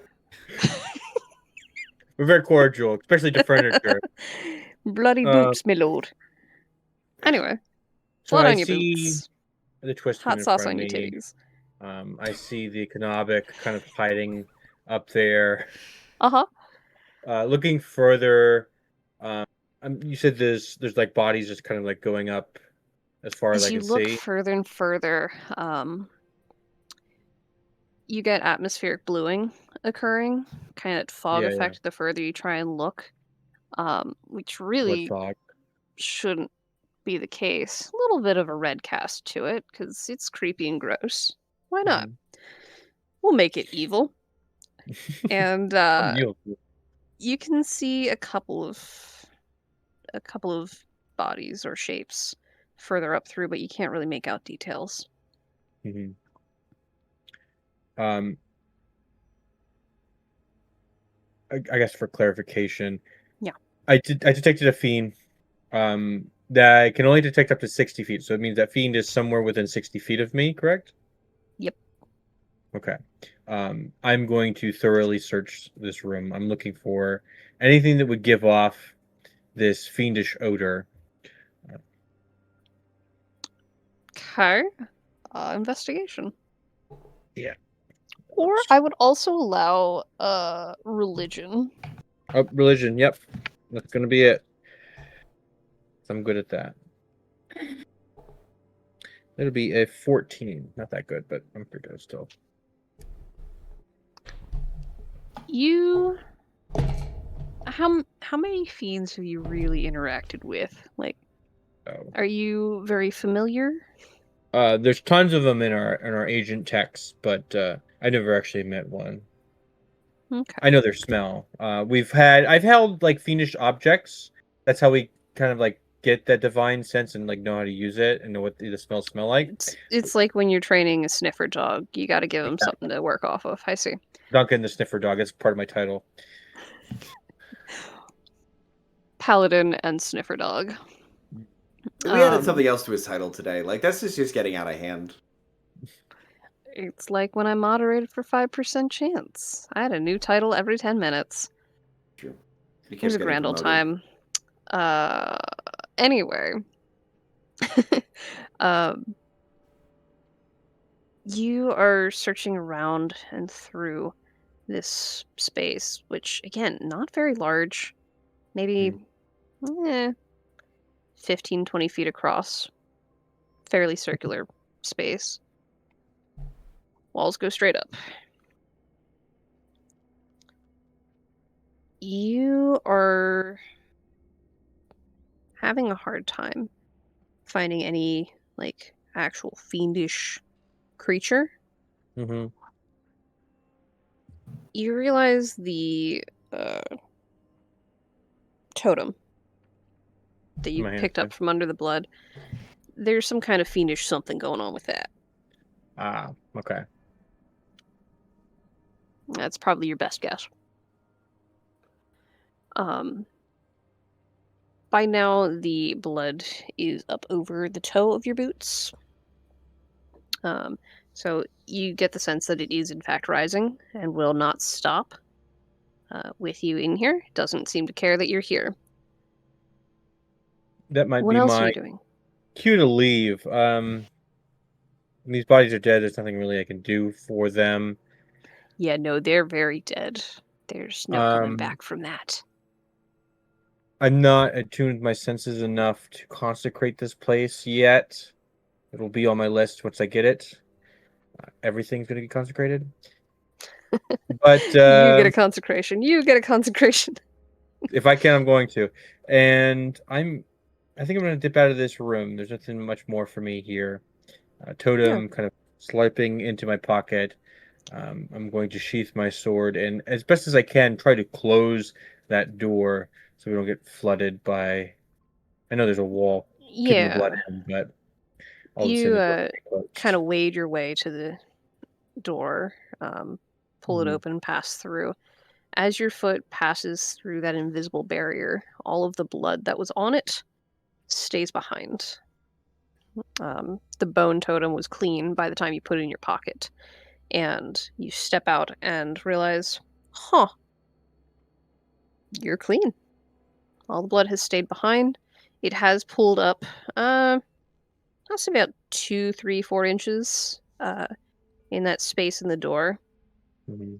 So this kind of weird wall. And as you push the door shut, or pull it shut rather, the blood kind of glorps out of the way a little bit, just around the side. And the door's now closed.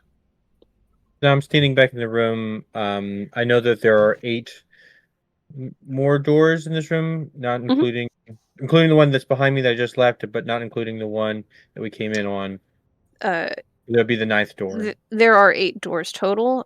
Where you came in, there's no door. It is simply an opening from the stairs with a small side table with vase, vase, whatever. Are all of the doors identical? Or, yeah, we'll start with that. Some of them have sigils of sorts on them. There's the scorched door. There's the door that's now open into the library that Navos and Brun have gone into. Mhm. And there's one that is tapping that same pattern that Brun had used earlier and repeating his voice. Hello? Is anyone in there?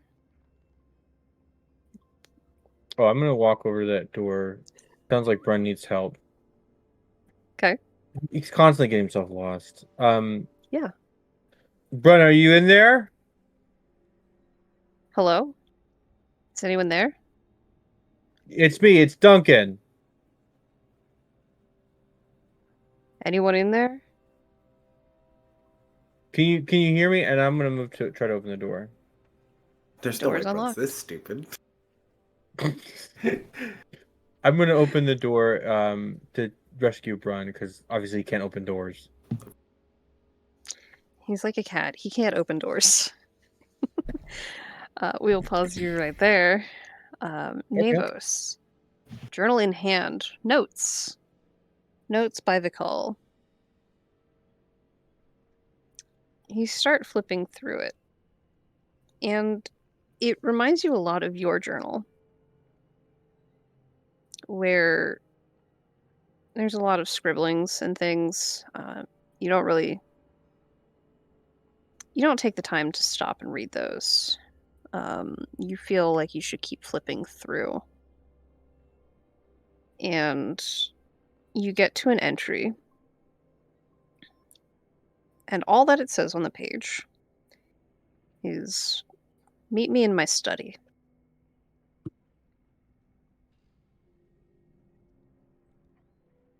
Okay. You read that line, and Notes closes. It slaps itself shut in your hand, and as it does so, kind of this puff of dust, and it is gone from your hands. Were there dates listed in the journal throughout each page? There were spots where the dates should have been written. Had you been writing them, there would have been dates, right? But the dates didn't make any sense.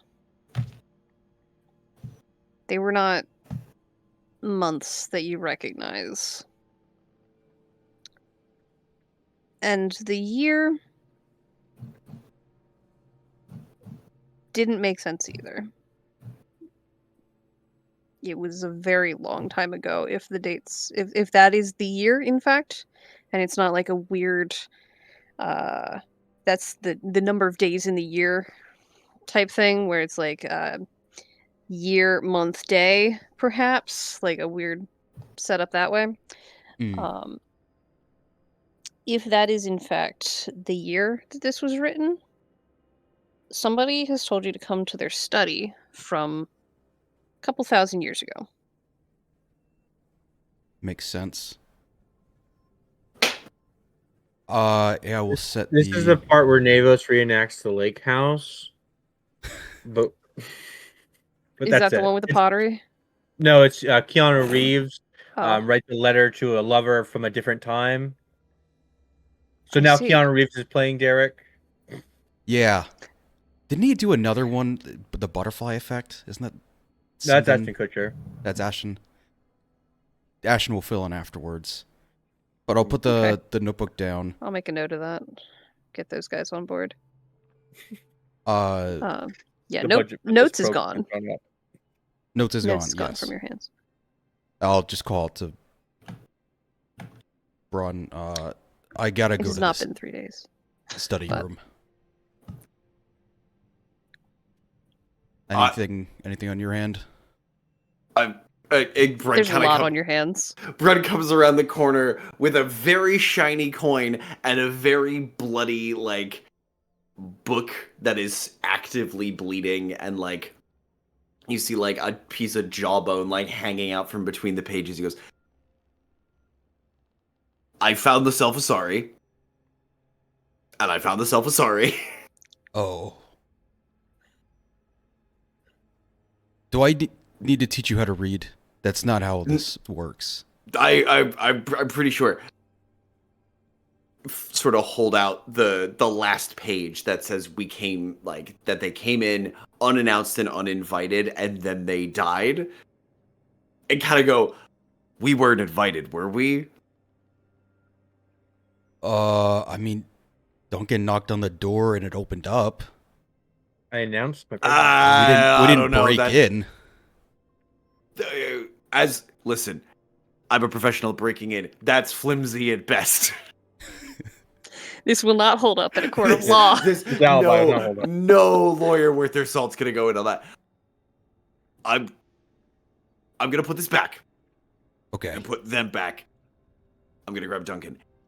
If you got in it, if you could get us invited, that would be swell, because I will not fit in a book that small. I'm gonna go put this back. Okay. I'm gonna go to the study. Did it say anything about 8 days? 11 days. Hold, like, sort of hand the coin over, and like flip through the book. Is there any, like, does the 8 days like line up? Was there any mention of the 8 days in Gleno's notebook? Oh boy. Also, every time 8 days was mentioned, my brain did go 11 dice. Make me a math check. No. Get a phone call. Uh, 8 days. We'll make that a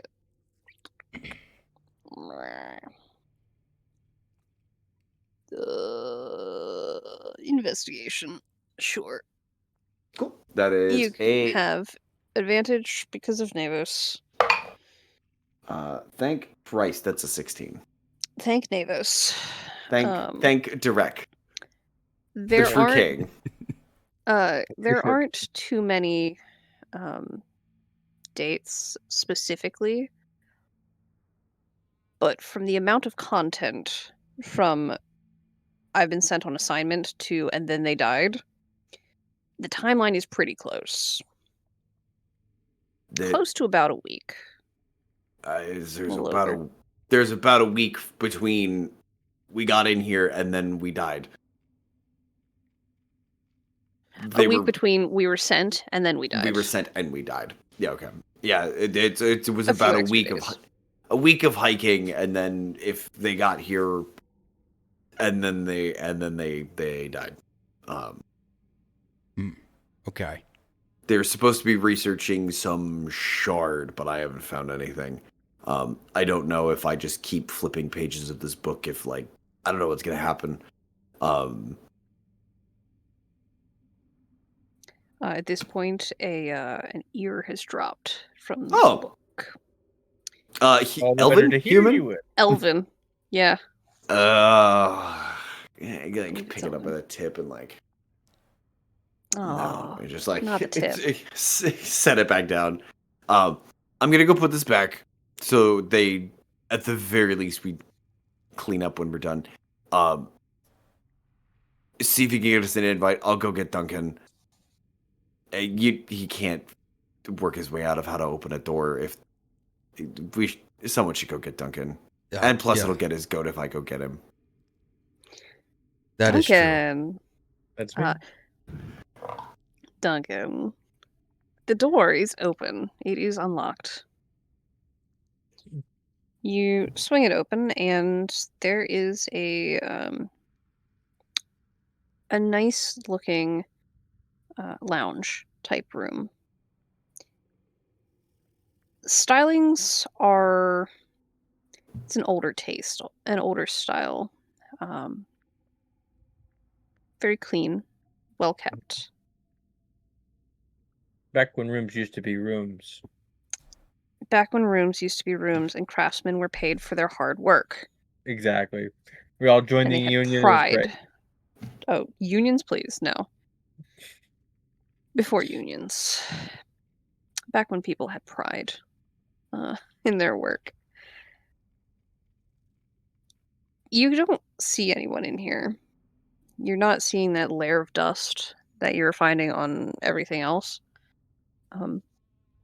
There is a lovely scent of, it's not patchouli, a lovely kind of potpourri that permeates the space. It's not offensive. It's very calming, very welcoming, this smell. There are some seats set around a meeting table of sorts, larger than a coffee table. But the voice that you heard, you don't see Brun.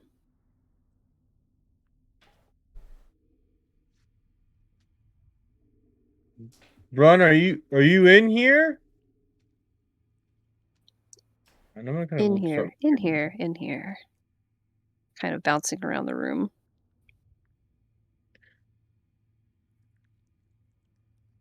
And then you hear in Brun's voice, in here. From off in a side room. I'm gonna head towards the side room. Okay. Looking for the door to it. I'd like to open it. You hear that knocking from Brun in here. And this door, too, is unlocked. It opens to another room. This one is more of a drawing room. There are large windows to the outside. It's hard to say how long you've been in this tower. If you think about it for any amount of time, this is like a morning view. Like sunrise type. Mhm. Sunrise over the valley type of view, right? Looking out over the river down below. Very gentle light streaming in. Kind of a chaise lounge. Looks very comfortable. Arrangements of dried flowers. No Brun. Oh, Brun. In here. I'm going to ask the question. You don't have to make anything up if it wasn't anything you already planned. Do I recognize the flowers? The flowers? Go ahead and roll me in nature.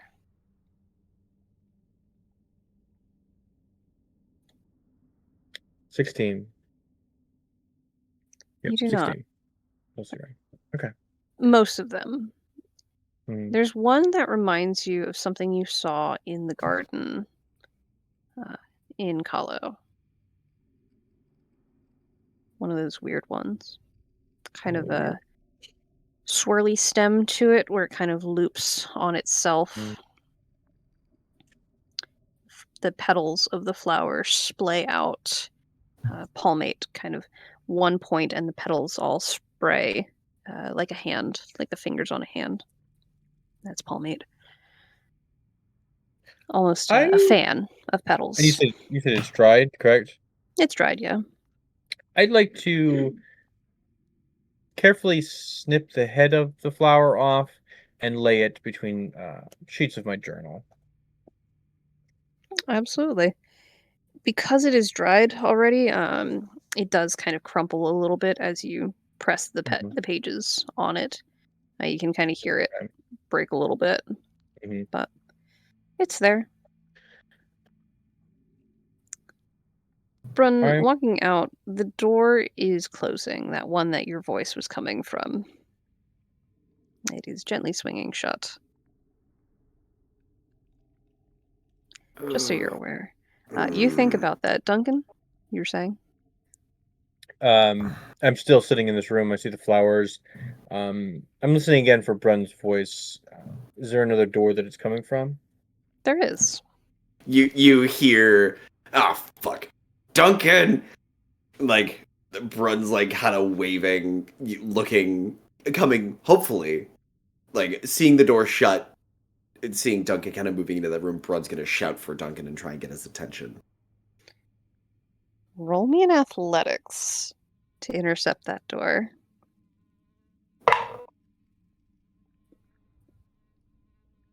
Oh, thank God that's my strong suit. That is a 16 plus 6 for a 22. You get your hand in there. You just barely got it. And there's some force behind that door closing. It's like, ow. Look at your Ah. fingers. Kind Like of when you like slam your hand in a car door. catching the door. And Brun's just kind of holding his hand there. Like around the door, and like you could hear it through his teeth. He goes, Duncan, Navos has been invited to the owner's study. I suggest we wait here until we are given an official invitation.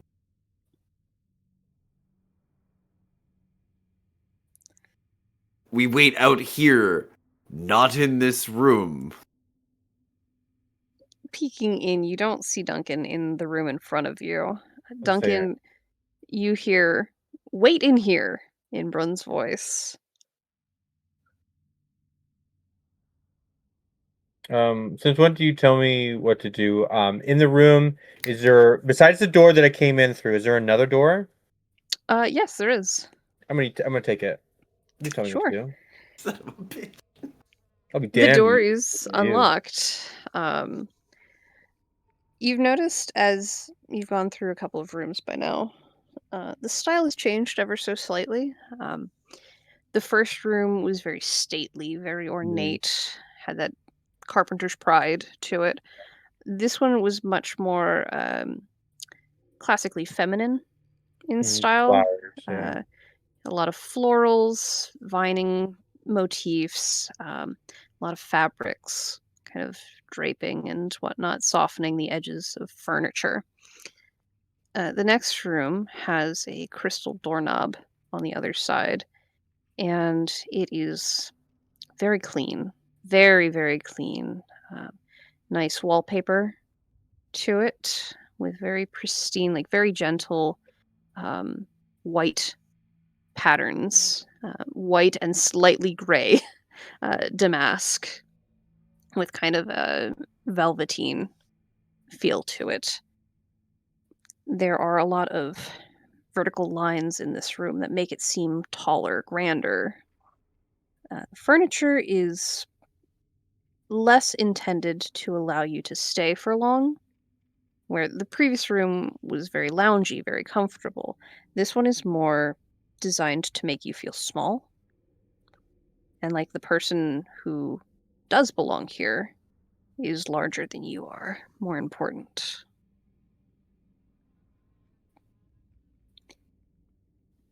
Brun, you hear, you don't tell me what to do, walking away from you.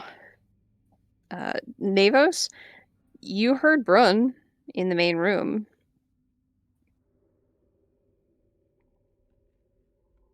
What are you up to? I'm just looking for the study. I mean, Brun's going to find Duncan. I've got my own situation going on. You've got your mind on the study, and the shelves, they don't move when you're looking at them, but as you kind of turn and you're like, is it this way?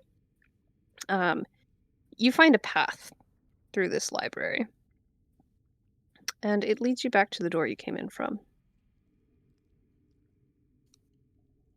Takes you Oh. into that circular room that that hub of sorts. Guess it wasn't in the library.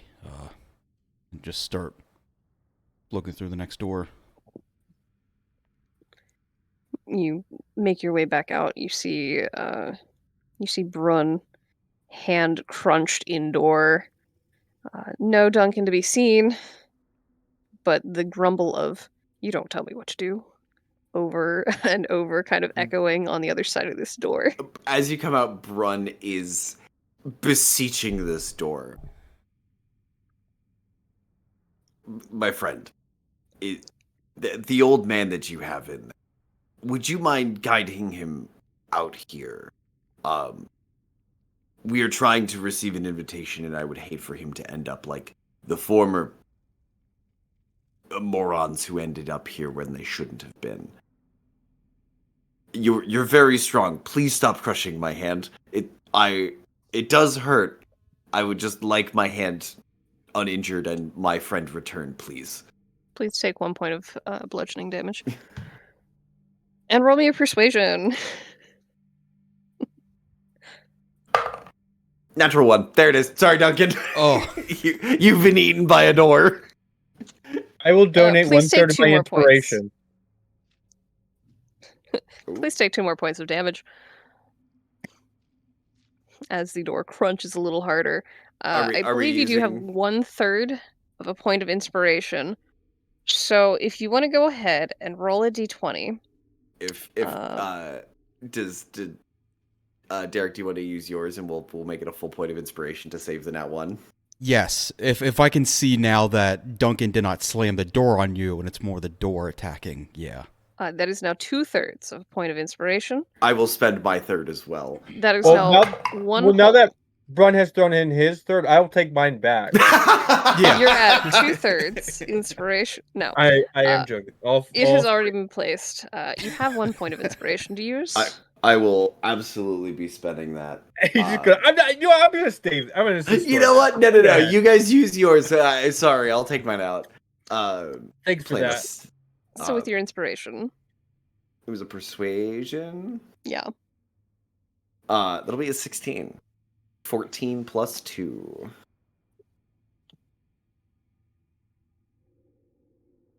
You're lucky these tiny dice like you.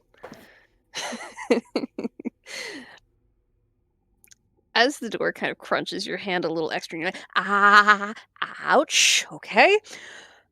Please. With neighbors behind you, kind of encouraging the door as well, it relents and swings open. You hear, in here, in here, in here, in variations of your voice. And see that door that Duncan had gone through. Duncan, you're in that stately room. Mhm. There are more doors. Is it a There are now large? 2 other doors Okay. in this room that you could go through if you'd like. It's a strikingly bright room. Kind of hurts your eyes a little bit. Mm-hmm. Do I see what kind of light source it is? This one's weird. The windows are glazed, kind of a frosted glass. So it's a very even light. And is it the light from the sun? Can I tell if it's still morning? Or is it obscured by the glass? This one is... It's like light bouncing off of snow. That very bright white, but it's been diffused across the glass. And you can't really see through it. It's snowing. Looking at these 2 new doors, do I hear a sound from either side of them? I'm Both listening of them for are that. knocking in sync. And in sync. It's that, hello, is anyone in here? That you've been hearing in Brun's voice. Behind you is in here, in here, in here, in here. Right door it is. I'm gonna open the right one. Okay. We will pause you there for the evening. Friends, you have followed into the first door. Duncan is several steps ahead of you. Is there anything anyone would like to do before we end for the evening? Nimbus, do you think this is the study? I mean, I hope so. It'd make it easier than have to check every other door. But Duncan wasn't invited. What if it turns out I was the only one that was invited because I knocked and you guys were about to break in? Maybe Duncan was supposed to read the notes.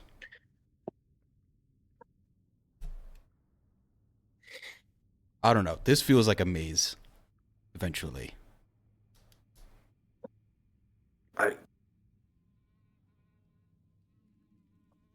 think Alfosa was watching it on the TV. The Scooby-Doo. Oh. Duncan actually appears out of a door on the left side of the room. He completely sees both of you, ignores you, keeps going through doors. Write that down, write that down. I tell my assistant. Is it a cyclopean? Did you butt No, it it's off me. of you and now it's your assistant? No. I work alone. Do you think he'd do it for you? If you and he swapped? Would Duncan do it for me? I'd like to imagine so.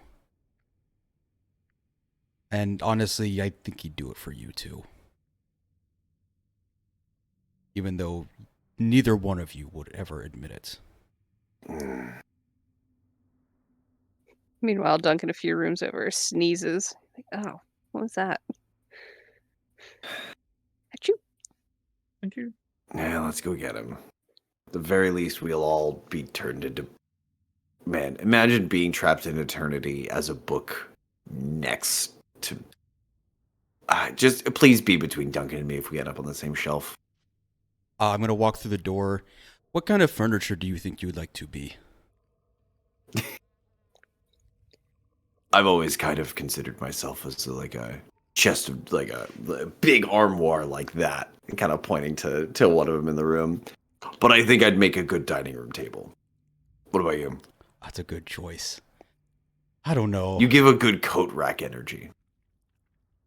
Yeah. At least you didn't say doormat. Yeah. Oh, if anybody's a coat rack, it's Duncan, and he's got only one arm of the coat rack. The other one's One of just the busted pegs is off. busted. That's kind of... Well, it can't be a four-legged table. So. Uh-oh. Anyway. Well, Duncan the three-legged stool. Yeah. Duncan's or the an armless tripod. chair. Duncan is the tripod. It's a very stable stool. And that's just below the waist. But yeah, we will like start moving from room to room, and you'll hear Brun calling out Duncan's name as we push through. Okay. How We will could you pause you call? all Where there. are you? Duncan, do. Where are you? Got All right. to find your hand now. If it's any consolation, oh, would Duncan do this for Brun? He is doing it for Brun. Oh, you're right. It's true. It's But what it's he's also doing. because you think Brun can't find his way out of a paper bag. That's part of it. That's part of it. That's partially a reason. There's Like, never alright. been a paper bag that can hold Brun, mostly because his hands are too big to fit inside. Groceries are difficult.